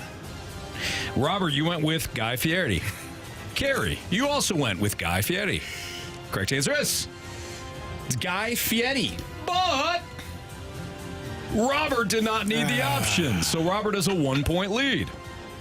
Name the sprinter who won 9 Olympic gold medals before retiring from the track after the 2017 World Championships. Robert, you said Usain Bolt. Carey, you said Usain Bolt. Correct answer is... It is Usain Bolt. But Carey did not need the options this time, so we have a tie game. It comes down to this. Identify the strongest metal in the Marvel world, which is capable of absorbing significant kinetic energy and releasing it later. Hint, you may have to visit Wakanda to find it. Carey, with the options, you went vibranium. Robert, you went kryptonium. Robert. You have chosen poorly. You lose. Marshy, correct answer is? It is vibranium. It is vibranium. Oh, man. Robert, you said, and I quote, This is the question I'm going to lose on. And unfortunately, that coupled with Bolt, you had your gut. You said, give me the options. And then you said I should have went with the gut with Usain Bolt. Tough one, man. You lost 5-4 today. Sorry. Good job, Robert. All right. You guys mind if I say something real quick? Of course. Go ahead. You guys, I've been listening to your radio station since I was 16 years old, since I got my first car. I've been dreaming of this day, so oh man, even though I lost to Carey, this is one of the best days of my life, so dude, I appreciate you guys, and hopefully I'll be back on there soon. Awesome. Robert, absolutely, man. I kind of got chills right now. Thanks for saying that, Robert. Congratulations on getting through, and yeah, we'll definitely have you back on, all right? Sounds great. All right, thanks, Robert. Thanks, nice Robert. job. Thanks, guys. Normally Marsh beats the guys that are really nice. What the hell is wrong with you? It's his dream. I apologize. Finally gets through. Finally on 101 at ESPN. And you got to use vibranium on him. Oh, man. I'm sorry, Robert. He did a great job. He did. Yeah, he got every question right. He did say, though, he goes, this is the one I'm going to lose on, because he thought you were going to know it outright. I did, but I talked myself out. I'm like, that feels too easy. Vibranium. Yeah. Didn't feel right. Yeah. You got bad people stealing that stuff, using it. They are. Yeah. It's not great. No, it's not great at all. Yeah. Of course, Kryptonite. That's Superman. That's Superman. Yep, absolutely. That is that's DC though. That's not. Completely. Come on. That's not the Marvel universe that we know. Marsh. Yeah. When are you going to start those movies? I got a long way to go on the Marvel, I feel. Well, you know what though? They're redoing the DC movie universe with James Gunn, who made Guardians of the Galaxy. So you don't have to go back and watch those other ones. You can just wait and then start. Yeah, start the new one. Okay, comes out next year. Superman. Do you ever feel like you're cheating on the Marvel universe by going with some DC stuff? No. Okay. No, you just love it all. You kidding me? You have Batman and Superman, The Flash. I mean, that movie was okay. It wasn't that great. Is Batman a superhero? Or is he just a rich man? Batman is a rich man with a cool utility belt, but literally Batman saves the day all the time. Iron Man's the same deal. No, although Iron Man, boy, he knows his technology too, and his biology. So does Batman, though. Yeah, technology does, but Iron Man. I mean, Tony Stark built. All right, it's a fast lane on 101 ESPN. Let's get back into the Blues. They did not make any trades today. We got more mic drops from you. I threw out there, I don't know the direction of the team. That is the frustrating part. Because when you try to answer how or when they're going to get back to being a legit contender, it's tough to answer when you don't know the direction of the team. So we'll get back into that conversation next on 101 ESPN.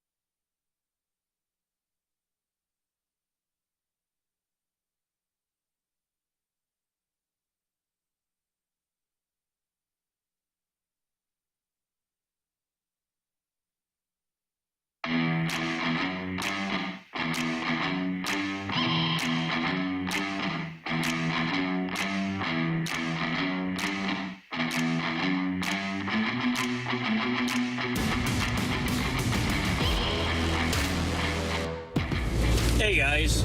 Wouldn't you more or less have to have a coach in place in order to know which direction you're going to go to?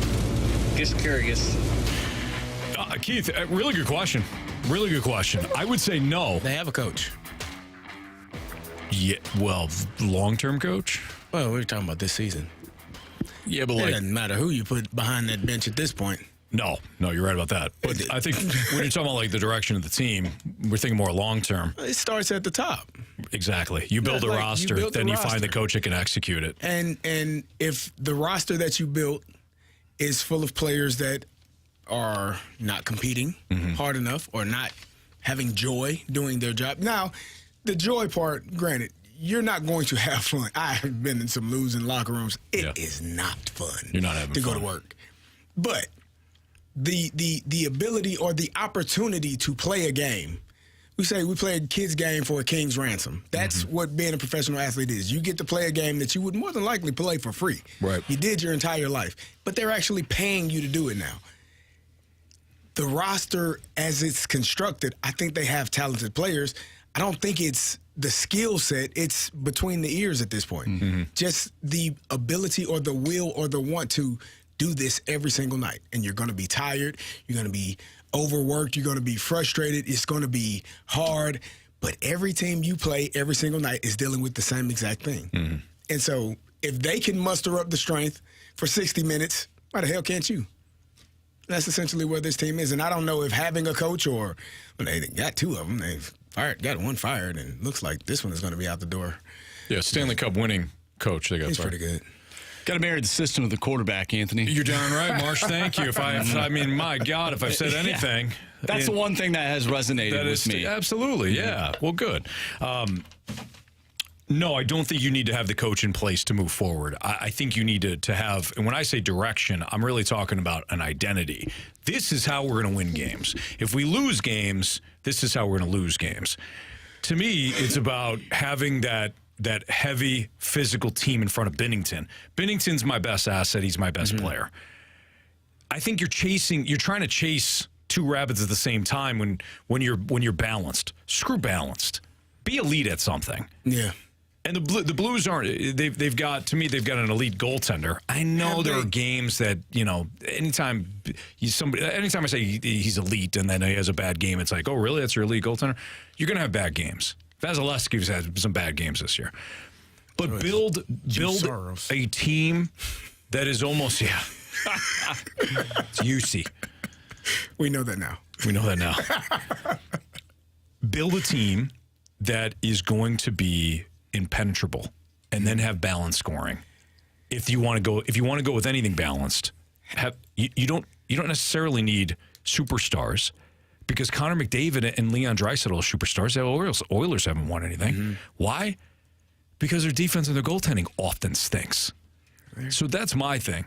So to find a coach, you can find a coach to play the style to match your roster that you want. I don't think you have to find a coach first. But it's a good question nonetheless from Keith.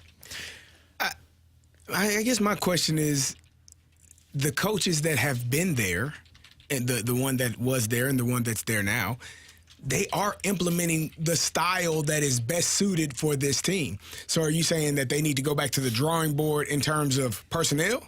Yes. Because the personnel is not good enough to be elite in any specific area other than goaltending? Yes. Okay. Because I think you do the best with what you have.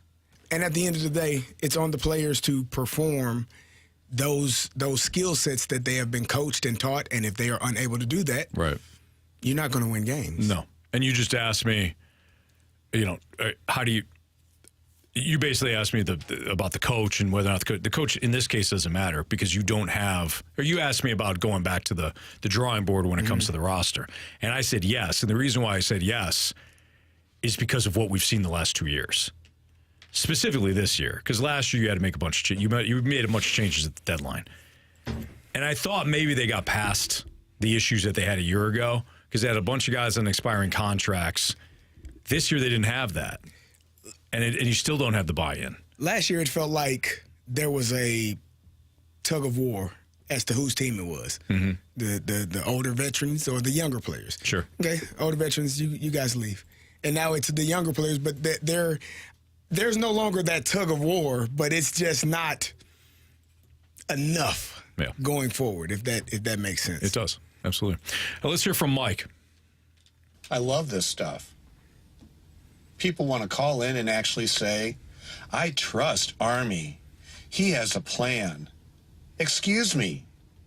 Army put together a winning Stanley Cup roster and immediately dismantled it. He has no idea what he's doing. This guy, I can't believe he's got a job. He's traded away all the competitors, and now you've got a couple of freaking overpaid young divas who will not compete. I mean, I just love the back check where you glide through the neutral zone and watch somebody run in on your goalie and score. I just love it when a guy makes a power move in our zone and the D-man doesn't body up. He actually just kind of escorts the guy around the net until the guy completes his wraparound. I am so sick of watching soft, non-competitive hockey. I'm ready to puke. And you're going to tell me that Armstrong knows what the frick he's doing? You're out of your mind.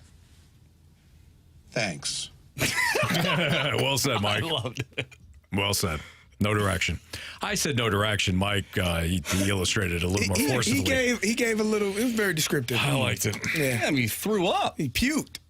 He's at his puke point. You know what? Yeah. I felt that way last night. Did you feel like The throwing announcers weren't even calling the game in the third period. They're talking about the trade deadline. There's nothing to call. Marsh, when the game gets out of hand, this happens in all sports. They tend to try to find. No, I'm just saying try to find something to entertain. There was nothing to call. Let's not. Listen. The game was not out of hand. It was It was an 3-1 game. Like Marsh, you've seen this team. No, Marsh, I you knew know they weren't it was gonna, out of hand. They weren't going to come back. It was out of hand. I know they weren't, but like from a broadcasting perspective, it's a 2-goal game. Marsh. You gotta I'm keep fighting. trying. Marsh, you're a play-by-play man. I do know a great job for Maryville. I've experienced this. You know the difference between it's just a 2-goal game, and we got to talk about the trade deadline. They're down by 2. They're down by 2. They can't even gain entry into the zone. They're one and done. That's correct. Yeah. Therefore, we're going to talk about the trade deadline. Yes. Sports Six Pack is next. You get a question for us. Leave it at the Air Comfort Service tax line 314-399-9646, and we'll answer them next in the Fast Lane.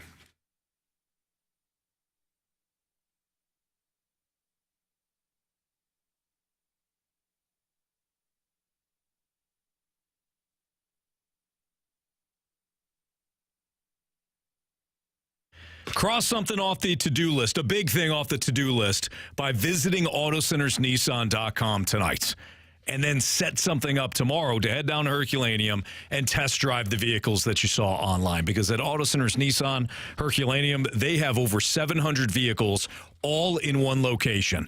You don't have to worry about going to one dealership and you go there and you say, hey, we were looking at this vehicle online. Do you have it? We'd like to test drive it. Oh, no, that's at our north location. No, not at Auto Centers Nissan Herculaneum. All vehicles right there in one location. So when you view it on AutoCentersNissan.com, they're going to have that ready for you to test drive that exact vehicle. And right now, new Nissan Altima is up to $4,000 off MSRP. Finance for only $499 down and $499 a month for 84 months. Not a lease on that. Offer includes 30-day new car return promise, complimentary lifetime warranty, complimentary 1-year maintenance. And if you're not looking at Nissan Altimas, check out the Nissan Pathfinders. Or maybe you're not looking at Nissan. Maybe you're looking pre-owned vehicles. They've got different makes and models at Auto Centers Nissan. So check them out again at AutoCentersNissan.com. And when you head down to Herculaneum, tell them Stalter sent you. It's Auto Centers Nissan, Herculaneum.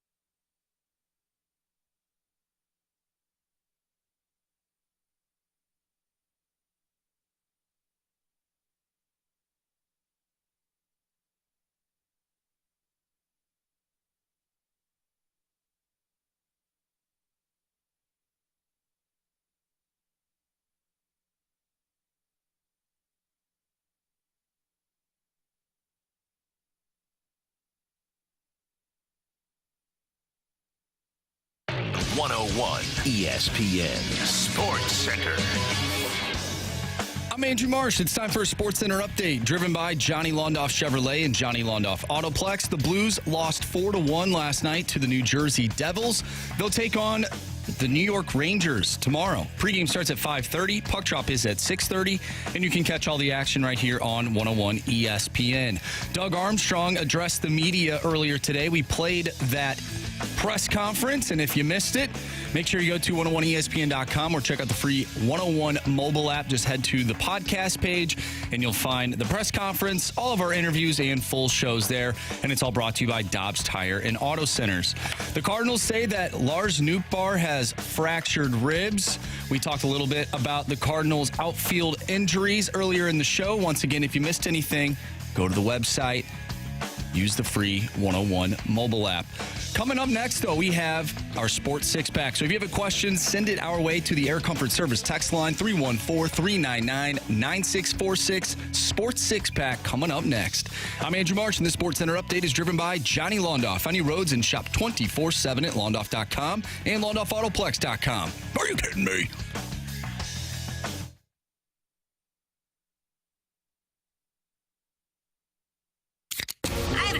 It's time for the Fast Lane to answer your sports questions. I want to ask you a bunch of questions, and I want to have them answered immediately. Asking me all these weird questions. Answer the question. Answer the question. Answer me! The Sports Six-Pack is now. Time for the Sports Six-Pack here in the Fast Lane on 101 ESPN. If you got a question for us, the Air Comfort Service text line, 314-399-9646. Marsh, go. Question number one. From the 636, what is the funniest thing that has happened to you at your respective careers? Oh, man. What is the funniest thing that's happened to me in my respective career? That's a tough one. I'm sure there are some things in football, something that's happened. Off the top of my head, I can't think of anything right now, though. What about Anthony's on-air stalker? You had a stalker? Oh, yeah. You had a stalker? Well, so Michelle Smallman, Jamie Rivers, Randy Carricker, they set it up for Greg Warren, the comedian, on April Fool's Day to be a Gauntlet contestant. And Greg Warren, this is the funniest thing that's happened. Good call, Ryder. Greg Warren acted as though he was just like my stalker. He knew everything about me because Michelle and Randy and Jamie fed him all the information. It was set up by Michelle and Randy and then executed by Jamie. Okay. But he knew everything about me. So he came on, he was like, oh yeah, I've been listening for years. He knew like my dad's name, my kid's name, the fact that I had like a pond in the backyard, like everything, just detailed information that I have at least shared online so that it would, or on air, so that it wouldn't tip me off. It's like if he had said something I never said on air, I probably would have caught on. Right. But he executed it perfectly. And of course, I go into the cone of silence afterwards, and I had no idea that Jamie had announced, like, hey, this is Greg Warren, he's a comedian, blah, blah. Right. So they got me good. And at some point, I will play a vicious prank on both of them, but I'm playing the long game on this. That was years ago. So really, about 10 years or so. Wow. Yeah, they'll probably wake up with a dead horse head next to him. I do think so. For me, before I worked here, though, you take jobs to help further your career and whatnot. But I used to work with the Blues actually during the Stanley Cup run. And one of my jobs during the Stanley Cup was to skate out onto the ice and tell the players where to stand on the blue line, because before the games, they would show each player. Yeah. Before like each home, every time the game would flip to like the next location, they would do the player introductions for NBC. And so I had to go out there and not really tell them where to stand, but at least know who's out there to relay that back to Tom Calhoun. And so I went out there, and they're supposed to stand on the blue line facing a certain way. However, Vladimir Tarasenko, if fans remember, would always stand off to the side by the bench. So I skated over. I was like, hey, we need to go over here. And he looked right at me. And he goes, I stand right here. And I looked at him. I go, sounds great. And I just skated away. Yes, you do. I was like, yeah, sounds good. Yeah, that's good. And I skated back. I'm like, yeah, he's not moving. Yeah. Look good, laddie. Yeah. Right where you are. Uh-huh. You got anything, Carey? I don't have anything. Not off the top of my head. I would have to really dig and think about it. I've been sitting there thinking I don't have anything. It wasn't funny, but when I smoked my head on the counter when picking up a pen or something like that, and you could hear the sound of it, Marsh mixed it in with like a beat.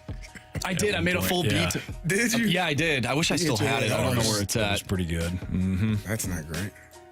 No, it hurt like hell. It sounds like it. Yeah, but I kept going. You're a fighter. Question number 2. From the 217, who's everyone picking for March Madness? So I hate to go with chalk here, but I picked UConn to win it all last year. Look at you. I may run it back with UConn. I love the look of that team. I don't think Houston's got it, man. I think Houston's going to fall short. And not that I don't think that Houston can make a deep run or anything like that. They're a good team, but I don't know. There's just something about the way UConn plays, their depth of scoring, the way they play defense. I'm in.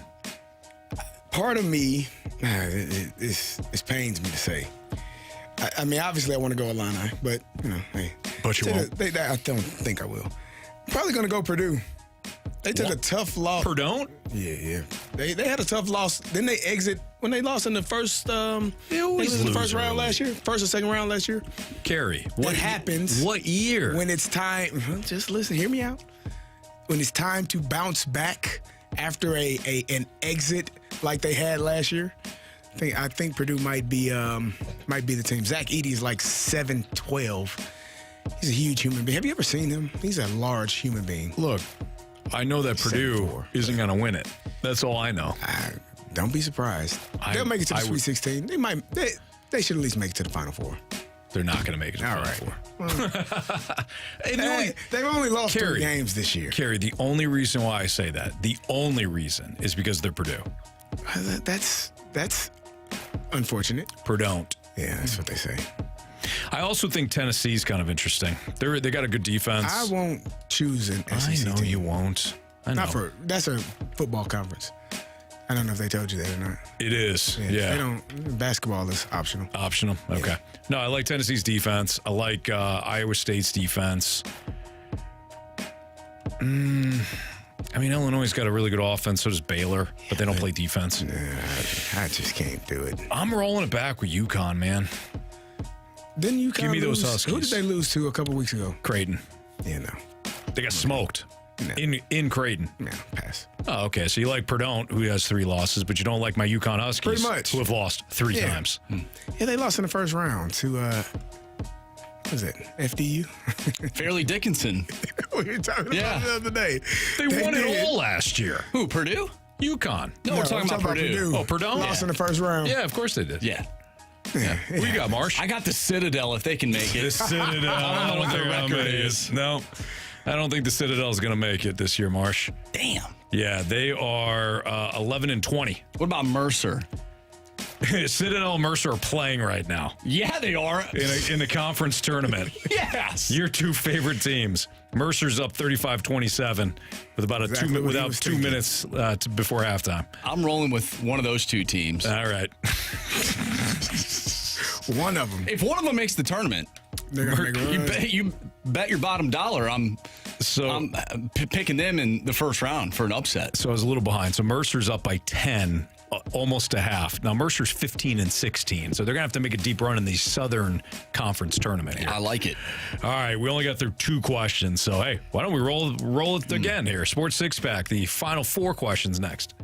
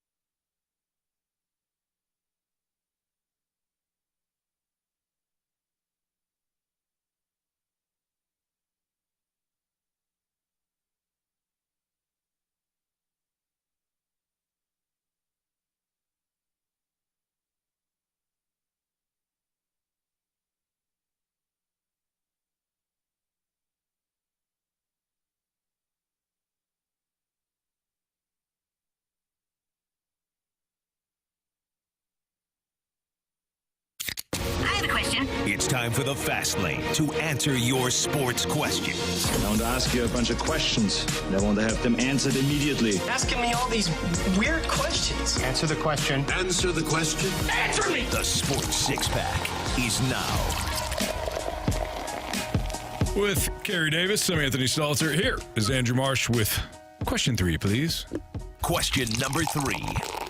All right, this one comes from Jamie's Vacation Speedo. Would Anthony choose the bionic Winter Soldier arm or for the Falcons to actually have won the Super Bowl against the Patriots? No, that one. So I get the actual Winter Soldier arm. Yes. For the rest of my life. Yes. Or the Falcons actually won the Super Bowl. Actually, I don't know if I know the answer now. I thought I knew it. Wow, this is it. I got to go with the arm. you already know what it feels like to not win the championship. Right, exactly. I've been living with that for, I've been a fan since when Dion played in, I think 89, 90? It's been a while. Yeah. I only get one chance to get that arm. Nah. I'll take the arm. Okay. Yeah. I mean, it's the Winter Soldier arm. It is. It's pretty amazing. But then you do so much with it. Yeah, but you might, you could be arrested. Like you assault and you'd be harming people. Only if somebody attacked me. Like if somebody attacked me, I mean, we're talking about just one backhand and that dude's going across the parking lot. Yeah. All right. And then I could stand there like, really? How'd you think that was going to end? Well, what did you think was going to happen? Yeah.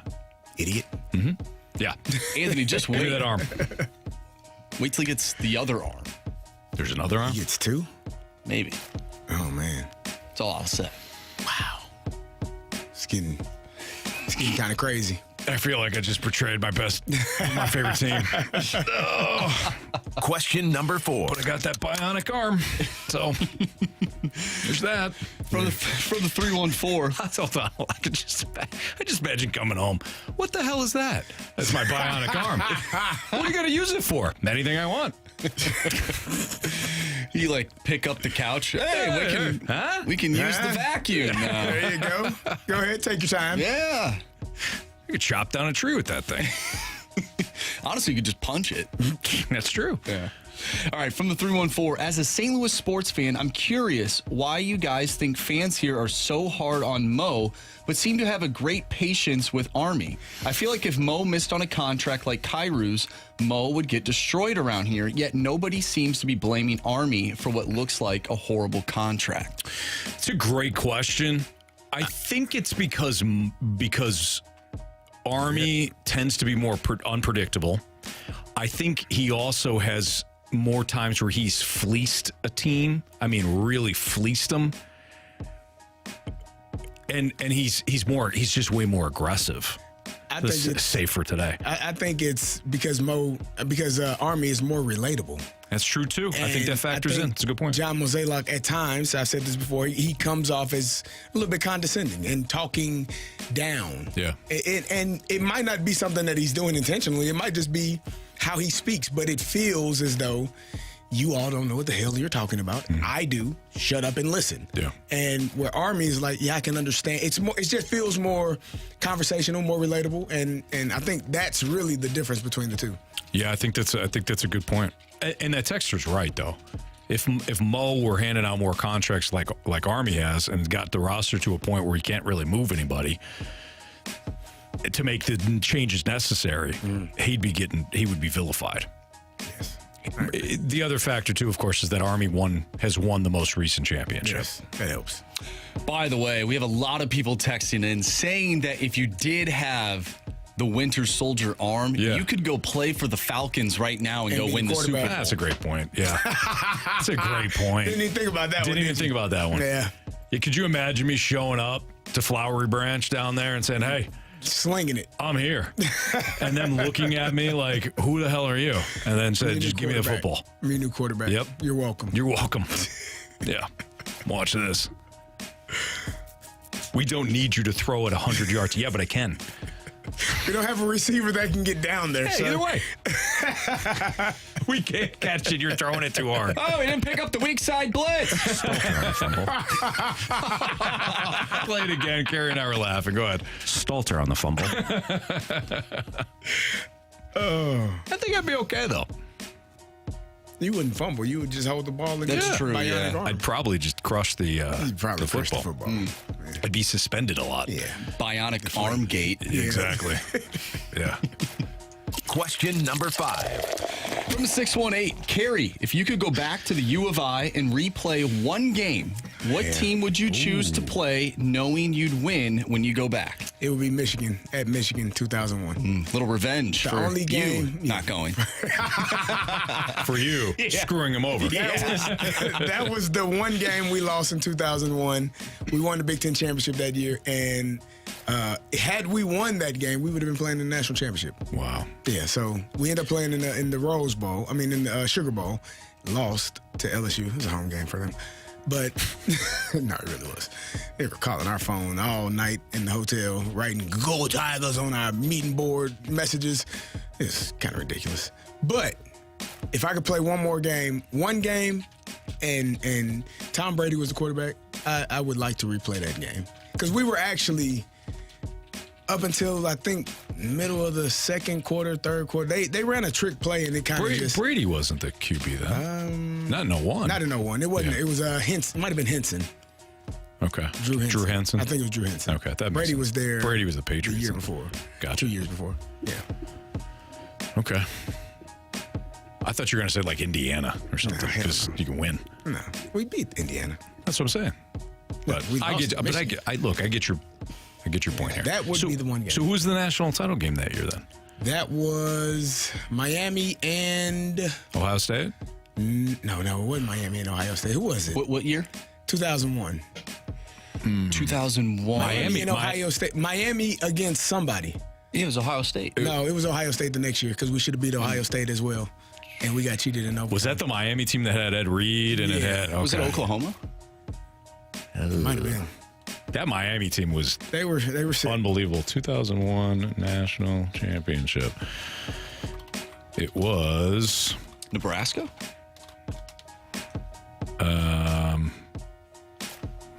I got the season up. They played national championship because they were played in the Rose Bowl. Yeah, it was Nebraska. Yeah, Nebraska. Miami, Nebraska. That's why we couldn't go to the Rose Bowl because the national championship game was there. We would have been playing there. 2001. Miami Hurricanes. I just gotta look at this roster real quick. The Miami Hurricanes roster. They had some guys. In Clinton 2001. Portis, Willis McGahee, Frank Gore. Yep, McGahee, Najee Davenport was on that team. Andre Johnson, wide receiver. Ken Dorsey was their quarterback. Buchanan. Clinton Portis, Frank Gore. Antrell Rowe. Jonathan Billman. I think I've named about 5 or 6 first round draft. Kellen Winslow was a freshman on that team. Jeremy Shockey was a junior. Roscoe Parrish played in the league for a second. Antrell Roll was a freshman. Ed Reed was a senior. They had some guys, man. Sean Taylor was a freshman. Philip Buchanan was a junior. My word. Look at the roster. Jonathan Vilma was a sophomore. Vince Wilfork was a freshman. Was that the greatest? That's the greatest freshman class I've ever seen in my life. Can I just name the freshmen again? Willis McGahee, Frank Gore,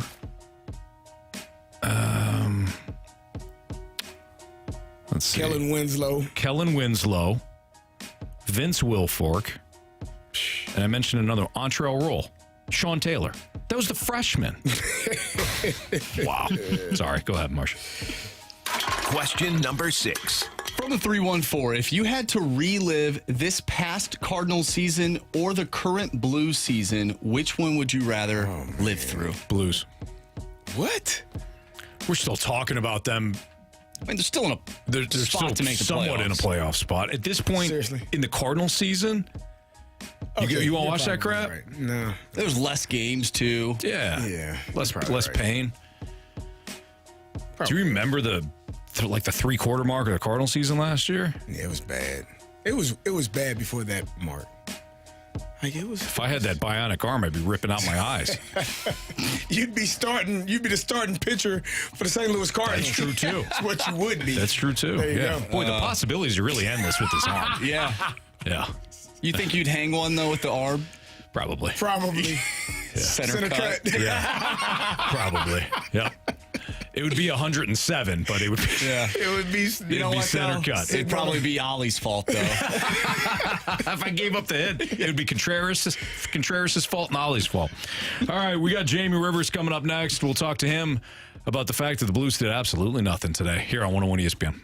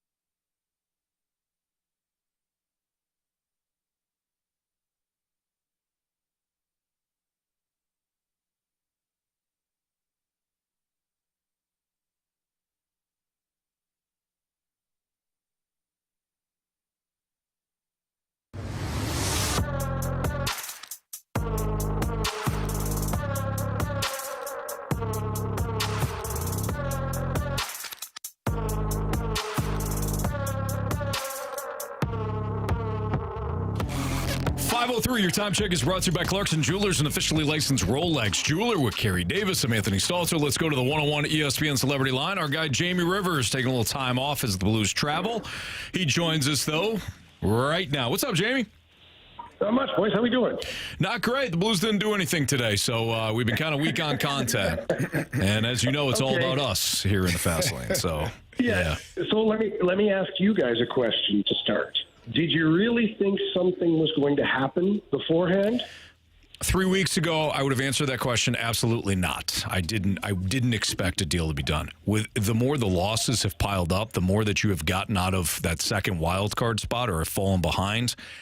Yes, I do. I thought something was going to happen today. Okay, but like what? Because when I look at the roster, the Buchanator being traded. Okay, but then you're just trading the player to trade a player. I would have got multiple defensemen, built up the defense, and Jamie get this thing back on track. Well, Anthony, I like your chutzpah. Okay, but I'm in New York. That's a word here. Sure. And, but honestly, when I look at the roster the way it sits right now, like, yes, Pavel Buchnevich is the one you circle. Like, man, I can't believe they didn't get a deal done there. But maybe Army doesn't want to trade Pavel Buchnevich. Pavel Buchnevich is one of the players that gives you a 200-foot game. He's a kind of a player that you can build around moving forward. And I understand he has 1 year left. And what if he doesn't re-sign here? But what if he does? What if he signs a 3, 4 year, 5 year extension with the Blues? Like, I think you have to look at how does this team get better quicker. And Pavel Buchnevich on that team makes this team better quicker. And all the other ancillary pieces that didn't get moved today, Army said himself in the little presser that he had, like, there wasn't a whole lot of phone calls happening. Like, people weren't kicking down the door looking for players. And he said a lot of that had to do with the fact that the team had been struggling here recently, that the losses are piling up. And sometimes when you're scouting teams that have players on winning teams or teams that are out of the playoffs that are playing better, they're improving. And so your attention goes there rather than some of the teams that might be slipping. So sometimes the market tells you that there's not a trade available too. Jamie, what does this team look like going into next season? Doug Armstrong was asked that, and obviously this team hasn't been performing to the level that it needs to make a playoff run or really have success. So do you think this team is going to look much different going into 24-25? Yeah, I think you'll see 4 or 5 new faces on this team. I mean, you have the expiring contracts of Kapanen, Scandella. Those are 2 guys that I just, right now, I don't see them being a part of the Blues next season. So those are 2 faces right there. And you've got, Scott Perunovich. Who knows where he gets with his restricted/unrestricted free agency. You have other spots up front that I'm sure if there's deals to be made in the off season or maybe even a buyout. I don't know. Army has, he stood very strong on the thought of not buying players out. But he did bring that up earlier this year that if buyouts are the best way to get this thing back on track, that he would entertain it. And if so, I think there are a couple of candidates that might fall into that bucket. That's for Doug Armstrong to decide ultimately. But I think you're looking at 4 or 5 new faces in the lineup next year. And I think you have to. If you don't have change like that, if you don't have a little bit of an overhaul, like, you can't move this thing forward anymore. Like, you're stuck in mud at that point. So I think Army knows that. All right, so Jamie, we're talking to our guy Jamie Rivers here in the Fast Line on 101 ESPN, still on the road with the Blues. We'll be back with us next week. Jamie, similar question, but maybe more detailed. What's the direction for Doug Armstrong with this roster? Like, we could talk about them making moves, the roster changing. But what is the direction of this team? How does it look? How do they win games specifically next year? What's the identity? Well, we've talked about the style of play, right? And I think the style of play right now is not one that's conducive to winning consistently, obviously. The results speak for themselves. So I think Army this offseason, we talked about it earlier, like what style of team does he want? I think you have to have a cycle the puck team, offensive zone, forechecking. So in order to accomplish that, you have to get players that fall into that category. And I think that's what Army's going to try and do. He's going to try and bolster the blue line again. Whether that's Matthew Kessel being a permanent fixture on the blue line, you will have to replace Scott Perunovich. What's the future look like for Tyler Tucker? Or not replace Perunovich, you have to replace Scandella, and you have Scott Perunovich. And then what does the future look like for Tyler Tucker? But then after that, at the forward spots, man, like this, it needs a bit of an overhaul systematically, and you need players that can accomplish that. So for me, that's the identity of this team next year is an offensive zone team that can cycle the puck and wear teams down, and you're going to have to get faster, too. You're going to have to get some team speed, but you can see in some games where you're playing against an opponent that just overall they're a faster team, and they're winning those little puck battles. Those 50-50 pucks are not really 50-50. They're 60-40 because the other team is a little bit faster than you are to get there. So I think Army sees a team right now that's a little too slow overall and trying to score too much off the rush, and I think he's going to want to change that. Jamie, I wanted to get your opinion on a couple of comments that Armstrong said, that Army said. He said it doesn't look like there's a lot of joy, which, you know, if you're not winning games, you probably aren't having much fun. That's understandable. But he also said that there's not a lot of desire and excitement to compete. What do you think about that? It's just disturbing. It really is. I mean, look, we all know that the team's going to win or they're going to lose. It just happens. But it's how they do it that matters. And I think that's been the problem with this roster for 2 seasons now. Last year, that was a big part of it, where just like they had no life, no energy. And, you know, you talked about adding people to the locker room to try and help that out, and they did. And, you know, specifically Kevin Hayes is a guy that, you know, comes with a great resume as far as a leader and a great locker room guy and culture-type player. But, yeah, that's disturbing. And if you're Army, you have to look at that, and you have to examine how can I change my roster to, you know, make sure that doesn't happen again. That goes back to what I just said. You know, style of play is one thing, so you're going to try to earmark players that fall into that category, and then you'll make another small category from that of, you know, heavily energetic and competing players that now play that style, and those are the players that Army's going to have to target. You have to change it.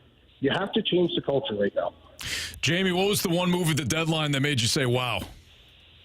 Oh, man, there were a couple. Like Noah Hannafin to the Vegas Golden Knights. That one blew my mind because he was the number 1 defenseman out there on the trade market. And the Vegas Golden Knights, who are, like, when you put all their players together without all the LTIR, they're like $14-15 million over the cap, yet they added this guy. And so now you're going to have Noah Hannafin playing left defense with Alex Pietrangelo on the right side, and then work your way down from there. I mean, Vegas is obviously really serious about trying to repeat. You know, they haven't played great here recently, but they're also missing, you know, 2 of their top guys, and now they've added a massive piece on the blue line, and they'll probably get everybody back just in time for playoffs, as crazy as that sounds. And they're going to be, I mean, a menace out there. And Florida did a great job of adding, you know, pieces to their roster. They're obviously looking to take a run at it. And the Carolina Hurricanes did a couple of things that were out of character for them, because that owner does not like to spend money per se. He likes to kind of cheap his way through it. But he added some pieces at the deadline. He added Evgeny Kuznetsov, who, you know, that's a wild card. If Evgeny Kuznetsov actually turns up to play, actually competes, he is a 100-point player. And now you just added that to your roster for nothing at the deadline. So those teams in particular got me turning my head a little bit. It's going to be fun to watch this as it kind of evolves here down the stretch. Jamie, great stuff, man. Looking forward to seeing you again next week. You got it, boys. I appreciate you guys holding the fort down for me. All right. Well, we appreciate you joining us on a trade deadline for most of the NHL. I'm glad I could. Thanks, buddy. We'll see you next week. See you, brother. All right. That's Jamie Rivers, our guy here on 101 ESPN. He brings up a good point. He brings up a good point about the. Are you that surprised? Yeah, I'm a little surprised that there weren't a bunch of moves, but you can't make trades just to make trades. It doesn't behoove you to do that. And both teams, you have to have 2 teams that want to work together. Yeah. I think he's right, though. It is disturbing. You had the same reaction about Doug Armstrong saying, I'm not seeing the team playing with joy. I'm not seeing a lot of urgency. I'm not seeing a lot of energy. I had noted the fact that the rest of the NHL said, yeah, we don't like your roster. Well, not that they don't like the roster. They just might not like the effort of said roster. Other teams looked at your roster and said, no thanks. That's a problem. That guy. Pass. Yeah. Let's see what you got here. Looking to make a trade. No. No, thank you. We'll go someplace. Arizona. We'll look at Arizona's roster. That's a problem. That is a little bit of a problem. And I realize it's not as easy just saying go chase yourself. We don't like your roster. It's also the contracts that are involved, but it's all part of it. Need more veteran leadership. Yeah. That's what they're like Lance Lynn. Like Mark. And Matt Carpenter, Kyle Gibson. Oh, yeah. Need those guys on your Brandon Crawford. Brandon Crawford. Yeah. I'm excited to see Brandon Crawford in a Cardinal uniform. I don't think he has played yet, has he? What's going on with that? What are we doing? Him and Brendan Donovan and like the Bash brothers. Yeah. Okay. Shortstop and second base. Yep. Sign them up. Might be concerned if they're both playing at the same time. Consistently. It's not a problem. Perfect. That's what you want. Tell you what is a problem with the Cardinals next. I want to win ESPN.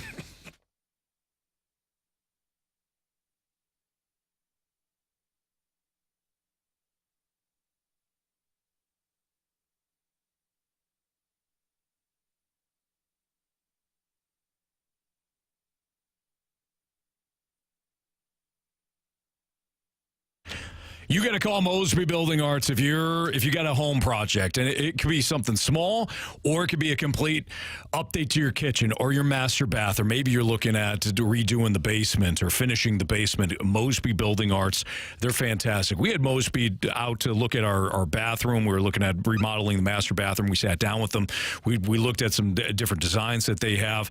Then I had an opportunity to actually look at what goes on behind the scenes. When it comes to Mosby Building Arts, they have everybody in-house, and I love it. They've got in-house architects. They have people that are going to, not only tear everything out, but also do the plumbing and the electrician. They don't do the whole thing where there's like, hey, we're going to have independent contractors come out, because what winds up happening or could happen is that your project gets delayed. No, not at Mosby Building Arts. They wait until everything comes in-house, then they start your project, and they do a fantastic job. They've got people too that chime in, whether it's online or they sit down and say, hey, why did you choose Mosby Building Arts? One person says, after an extensive review of 5 kitchen and bath firms in the St. Louis metro area, I selected Mosby Building Arts to perform a kitchen update to my late 1920s South City home. While Mosby was not the cheapest firm, it did achieve outstanding marks in design expertise, customization, and long-term value. A strong advantage of Mosby is access to their in-house staff, which allows all work to be completed in a systematic and logical fashion, a key component, especially during supply chain woes. You won't be set back with Mosby. Call them 314-909-1800 or visit callmosby.com. Tell them Stalter sent you. Mosby Building Arts, the right remodeling company.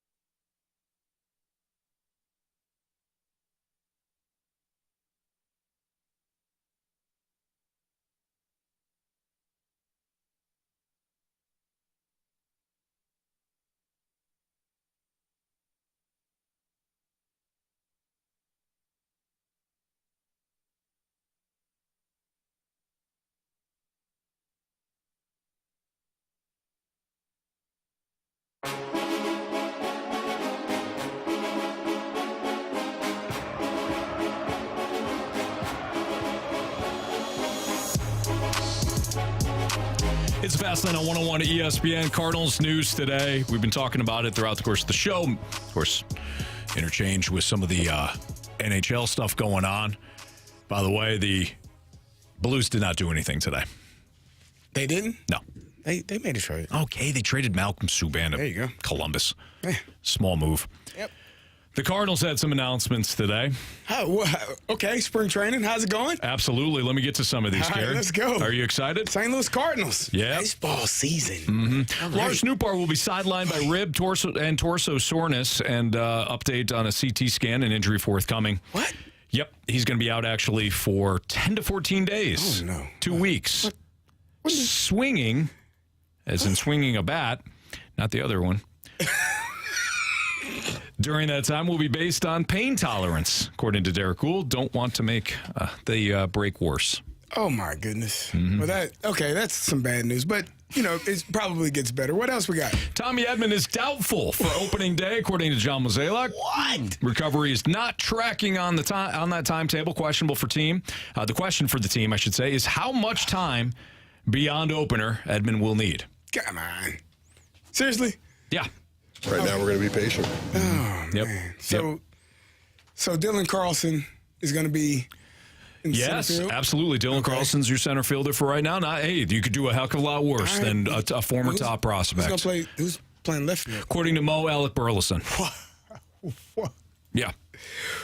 Oh, man. Mm-hmm. Well, how long is this going to last? I would say a long time. Forever? Perpetuity? No, Indefinitely? Definitely. So with Tommy Edman, here's the issue with Tommy Edman. One, he's not swinging a bat. Yeah, that's not good.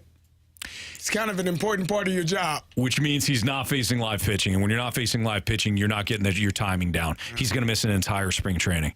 So now we're talking about when he is able to swing a bat comfortably, when is he going to face live pitching? He's going to have to go down to Memphis, start my rehab start. Then he's going to have to get ready for the season. Then we're talking about him being able to time up big league pitching again. That's going to be it's going to be some a while. time. And Nootbaar, ribs. Yeah. So don't at want least to swing. at Don't want least to 2 cough weeks or sneeze. Right. Don't want to do any of that. Just breathe and walk as much as you can. So your core is an issue. It's not good either. Yeah. If you're going to spin it positively, Dylan Carlson has an opportunity here. Yeah, Victor Scott should have an opportunity. Got some speed on the base paths. Yes. Huh? I'd like Carey to spin it positively. Yeah, I think he should. Absolutely. There you have You it. understand that whenever there's an injury, there's an opportunity. Yes, I do. And that's how life works. Injuries, bad for you, good for other people. Opportunities are presented. And Victor Scott, a young man who I believe, you believe, is going to be a superstar one day. Mm-hmm. Why not today? Huh? That's what Laura said. Why not today? You can get it started. Tommy Edman, wrist injury, surgery, maybe at the end of the season, maybe pushed back a little bit later. We don't know. There was no press conference, but that's not our fault. That's your fault. You didn't ask for it. Anthony. No, I did. You didn't ask for it. We You all didn't did. ask enough. And so we didn't need to give it to you. So now you found out a couple months ago, that Tommy Edman actually did have surgery. Don't worry about it. We're okay. You know how many infielders we got that can play the outfield? It's limitless. You don't worry yourself about it. That's why we have the flexibility. Infielders in the outfield, in case your outfielders get hurt. And what are they now? They're hurt. So we got plenty of guys, right? And then we added more infielders in Matt Carpenter and Brandon Crawford. So when our infielders go to the outfielders, our infielders that are on the bench can actually be in the infield. Genius. We're thinking much further ahead than you are, and you are. Don't worry about it. We're okay. Okay? Everybody feel good? Yeah. Ish? Yeah. Okay, good. Yeah. Oh, yeah. No, yeah. That's a good call on that. Yeah. You're right. Limitlessness. I mean, the flexibility. Marsh is putting them on now. And when Lars Nootbaar and Tommy Edman, even Sonny Gray, when they come back from injury, I mean, you used to say it all the time, and I bet you still do. Every listener knows that when these guys come back, it's almost as good as making a trade. Oh. In fact, some would say it's as good as making a trade. Didn't even think about it that way. So you want Mo to acquire some players. You got him. I mean, you kind of will when you get these players back. I'm feeling that. Where's that Winter Soldier on when you need it? What are you talking about? We got it. Like to set you guys straight. Good. Sorry, Anthony. I'll just start saying all the funny words, and you'll go back to. Yeah. That's actually what you don't want to do. Oh, that's true. All right, so to me, I hope that Victor Scott has a real opportunity. Yes, That's what I hope. I'm fine with Dylan Carlson have another shot here. Now, if he gets hurt, I'm going to get real frustrated real fast. But I'm fine with Dylan Carlson having his opportunity. I'm not okay with Alec Burleson starting in the outfield for an extended period of time. He should be a DH, be a left-handed bat off the bench, and a spot starter when it comes to DH. That's it. But you also already have a DH, Nolan Gorman, a left-handed DH. Show me Victor Scott. You know what? Like you're gonna F around and find out again. That's what you've been waiting on. You're gonna F around and find out. You are entertained. You want to be here. You want to watch a really this. good offseason. Yeah. They have that really graphic. proud of him. And then he's out there and he's coming nowhere close to the baseball. Well, he won't have any errors. Yeah, that's true too. Yep. You know what we should do when Carey puts on the glasses? Obviously, we have the chime. Mm-hmm. And I think when Ranthony is about to come out, we just start saying all these words, like longing, rusted, furnace. But we have different words for you. It's true. When you want, yeah. when you want Ranthony to come out, yeah, you should. But it should be words that tick me off, like hold Mo accountable, or what's some other ones? Do your homework, or what's another one that typically fires me up? I mean, just saying the accountable one that's more than enough. Yeah, frugal. That one's measured. I'll think of some. The 618 wants you all to know that he's not laughing. I know you're never laughing, though. I mean, 618, I love you, but you're never laughing. That doesn't say anything. Well, there's nothing funny about losing. Nothing funny about losing. That's right. It's spring training, and everybody will be back. And as Marcia said, it's like you added some new players. No, like you got to trade. That's one. That's one. Add that to the Ranthony Which one? list. I'll write them down. Yeah, write them down. So number one is you need to hold Mo accountable. Yep. Mo accountable. Yep. Number two is when you get your players back, it's like you got to trade. Yeah, having injured players. When you get an injured player back, it's like making a trade. I mean, it's definitely not. We're looking for words, not sentences here, gentlemen. Well, what do you want? Do you want Ranthony to show up sometimes or not? I mean, I'm sure. Accountable can be a word. Okay, accountable. Yeah. Yeah. You like the infielders in the outfield. We'll think of some. Let's not do this on First round running back. Top 10 running back. Sean McVay's playbook. 28-3 usually gets him running. 28-3 is a good one. Well, that makes me sad, not angry. Desmond Ritter. Just Desmond Ritter. All right. Hey, we got something special coming up, an exclusive from our guy Chris Kerber with Doug Armstrong. We're going to play that next from the Kerbside podcast here on 101 ESPN.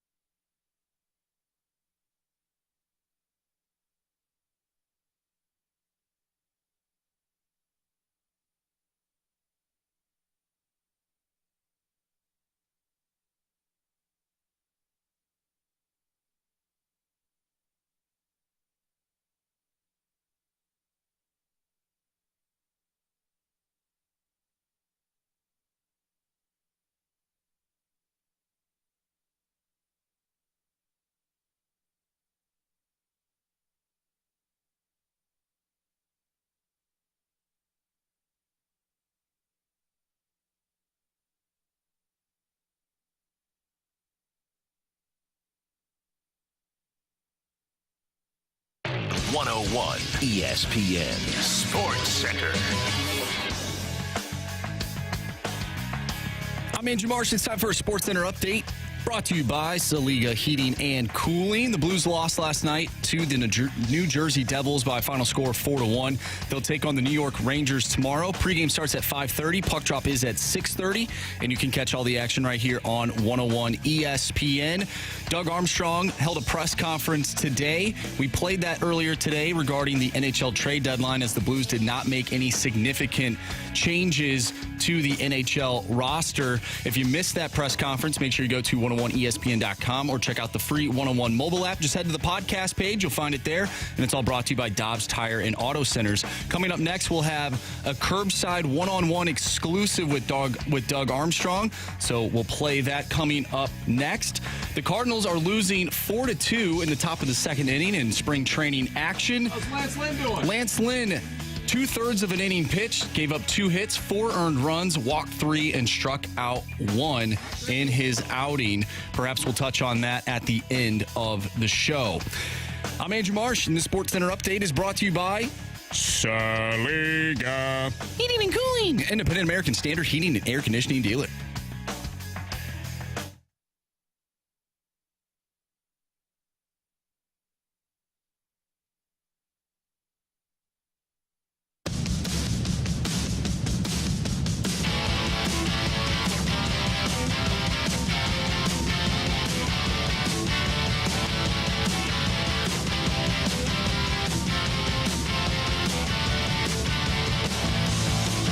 On 101 ESPN, time for an exclusive with our guy Chris Kerber, play-by-play man for your St. Louis Blues. He sat down earlier today with Doug Armstrong, again, one-on-one with Army, and this will be on the Kerbside podcast, but we're going to give you a sneak peek right now. So here's Kerbs with Doug Armstrong. It's time for Kerbside with the voice of the Blues, Chris Kerber. Brought to you by Scott Lee Heating Company, a proud Mitsubishi Electric Elite contractor. Doug, when you look at either calls that you received, calls maybe you made, where your team is, what the markets were showing for all the different spots, how do you assess where things are right now as a whole for your team?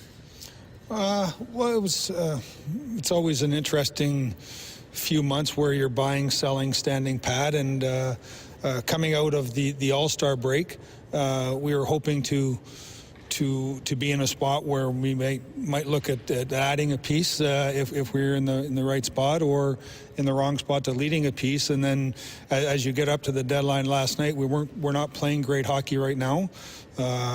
Teams scout you a lot as you go to the deadline, and when you're not playing good hockey as a group, the phone seems to ring a little less. How much of some of the decisions that you've made to maybe not move somebody or to not dig deeper into some things is a result of you still have, as part of your process of a retool, a group of young players and a group of even middle-aged veterans playing meaningful games here going into the middle of March? Yeah, well, I think, Kerbs, one thing is that we do have structured out a course that we want to stay on, and the waters can get turbulent and choppy, but you have to stay on the course. And we have younger players that we've drafted that we're going to cultivate. I see the glass half full some days when other people see it half empty. I see Kessel coming up and playing well as on not a game like last year, but an extended number of games. He's gained good experience, and he'll probably get more as the rest of the year goes on. I see Neighbors finding his way into the league last year to being a 20-goal scorer this year. That's a positive. I see Prunovich staying healthy for an extended period of time and playing on a regular basis. That's a positive. So I see positive in some of these younger players getting opportunities and taking bigger roles. And so that's one of the things that we want to look at as we move forward. And it is nice for them to play meaningful games. As I said, I really, or myself, the disappointment comes because we had a chance to guarantee ourselves more meaningful games. Now we have to earn it back to get into it. When I say that is, we had Nashville in our building on a Saturday afternoon, up 4 points with 2 games in hand, and we let them gain life. And quite honestly, we haven't recovered for that. they've gone on a great tear, and we've gone on a slide, and from going 4 up to multiple down in that short of a time frame means one team's playing really good, one team's playing really bad, and unfortunately, it's not the way I wish it had been. How, as a general manager, do you handle the personal side of maybe players getting a little intense if they hear their names tossed about in rumors, whether there's fire and smoke or none? That's a difficult one. I basically made it a policy, and I'll tell the players again today and next training camp, but it's hard to listen, is that I can't come to you about rumors. It's too hard. There's too much stuff made up on a daily basis. I think, in general, media is no longer, they're not reporters, it's gossip columnists. And so you read gossip out there all the time. And if you go and respond to all the gossip, you feel like it's never going to end. And then the one time you don't respond to it, the guy says, oh, he is trading me this time. And so we just let the guys know it's part of the business. It's something that I wish you didn't have to deal with. We can't control what people make up or what people talk about. And unfortunately, that's just the nature of the industry that we're in. Doug, you made a coaching change earlier in the season. You find, and you're looking at a hockey team that in some ways is playing and doing some of the same things they were doing under Craig Berube that they're doing under Drew Bannister. You know the message that is being told by both coaches. When you watch a game even like the last game and the east-west passes from top players who have played the right way, that go into these kind of things, what is this telling you about the makeup of your team? Well, I think that's something that we're digging into, and we're trying to, it's crystallizing itself. I think when we made the coaching change, we wanted to see a higher level of accountability. We wanted to see certain things that we believe the players could accomplish. And Craig's a great coach. I mean, whatever was going on, it wasn't transcending. And then you make a change, and all of a sudden you start doing things differently. And maybe we're just falling back into who we really are. And if this is who we really are, then it's not going to be good enough, and we're going to have to address it. Looking forward to some of the prospects that are coming in. We'll know later on in March, actually March 24th, whether or not it's possible that the University of Minnesota could end up being playing in St. Louis as part of the NCAA regionals. And that would be awesome if that were to happen, and St. Louis fans could get out there and see Jimmy Snuggerud. Jimmy Snuggerud could get a good idea of what it might be like to have St. Louis fans on his side. What are some upcoming moments that maybe you're looking forward to guys of that ilk that are a little closer to maybe making the jump to pro? Maybe not the NHL, but to pro. Yeah, well, I think Dvorsky is going to go into the Ontario Hockey League playoffs. Those are 7-game series. That's a lot like what he's going to face. He's never faced that type of environment before. It's like the Road Memorial Cup is like the NHL playoffs. It's a grind, and you play tired, you play beat up, you have to find a way, and it's a 2-month process. So seeing him get a taste of that is going to be important. Seeing Jimmy obviously going to the championship game last year and losing in a heartbreaking fashion, wanting to get back there. So we're going to watch that. We have one first, 2 seconds, 2 thirds this year. So our amateur staff is now starting to make those lists and hone those lists in. And the U18 tournament in Finland's coming up.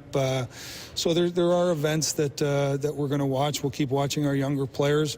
Again, last year's draft has the most players that we're going to push for. Jimmy, obviously, from the year before, and other players also. So it's a time to evaluate and make decisions. Last thing, last bit of news over the course of the week was Oscar Sundqvist, the signing of that. When you call a player and say, there's potential for you to go to a contender, or I am interested in re-signing you, and that player tells you, as he told us, I wanted to stay here and be a part of fixing this thing right now. What does that mean to you as a general manager, and how much does that play into that decision that you made? Well, you want to treat you want to try and have things above board and honest with your players when you get to a point. And we had a conversation that we're getting down to an area where I need to make a decision, and I said we would like you to remain a Blue. But also you might, I think because of you've won a championship, your style of play is it only gets more more needed in April, May, and June than maybe October, November, December. And I think there'll be the market for you. We would like you to keep you here, but if you want to play in that environment, you're going to be a free agent. And sort of walk through why we would like to keep him here. And he said, no, I want to be part of the solution. And we talked about getting the train we got to get back on the tracks, and when it's on the tracks, we'll start picking up steam. And he wants to help us get him back on the tracks. And he's someone, that has fallen in love with St. Louis, with the city, not just the team, but the fans, the community. And I think that's very important when in a transient league to have people that want to make roots in your town. It means a lot because it's one thing when you play your last game and then you go out for your end of year event and then you get in the plane and you go home and you come back in 5 months. Sonny's here year round, and you take a little bit more pride in that, and you work with guys differently. So we're excited to have him here. He's 29. He's got good years ahead of him. He's had horrific injuries he's had to deal with and surgeries. Hopefully that's behind him now. And character-wise, we couldn't find a better person. And as I think we talked about earlier, on or off the record, I'm not really sure, but I look at that line of Torpachenko, Walker, and Sundqvist. They play, their ceiling and their floor is very close, meaning they give us the same effort on a nightly basis. And if we get to 18-2 doing that every night, that pushes you a long way regardless of talent level. It's that commitment to do the right thing. What I like when you watch these guys as a fan, you watch their line changes. They change excellent. They put the guys coming on the ice in a great spot. They skate all the way towards the bench. They do all the little things that winning players do, and we need more of that. Okay, last thing, I'll add one extra question for you here. Speaking of that winning thing, we've seen in the last couple of years just how fragile sometimes a winning culture can be and how quickly a winning culture can crack. What's important to you to get that back? How do you get that back? There's not a formula. There's not a book I can go read on. If you do this, it comes back. It's a feeling that you have to have, and it's surrounding yourself with proper people. We're looking at bringing some different guys in from our recent past to take bigger roles on our team. We want to continue to build that culture, but the reality is, Kerbs, it starts with just starts with 20 guys in a room with no coaches, no trainers, and looking at this guy beside them and say, I got your back. And he goes, don't worry, I got your back. And then once they all do that, they move ahead. And we may have lost a little bit of that recently, and that's our goal, to get it back. And probably in the league, 5 or 6 teams have it. And we want to get back in to be one of those teams. It's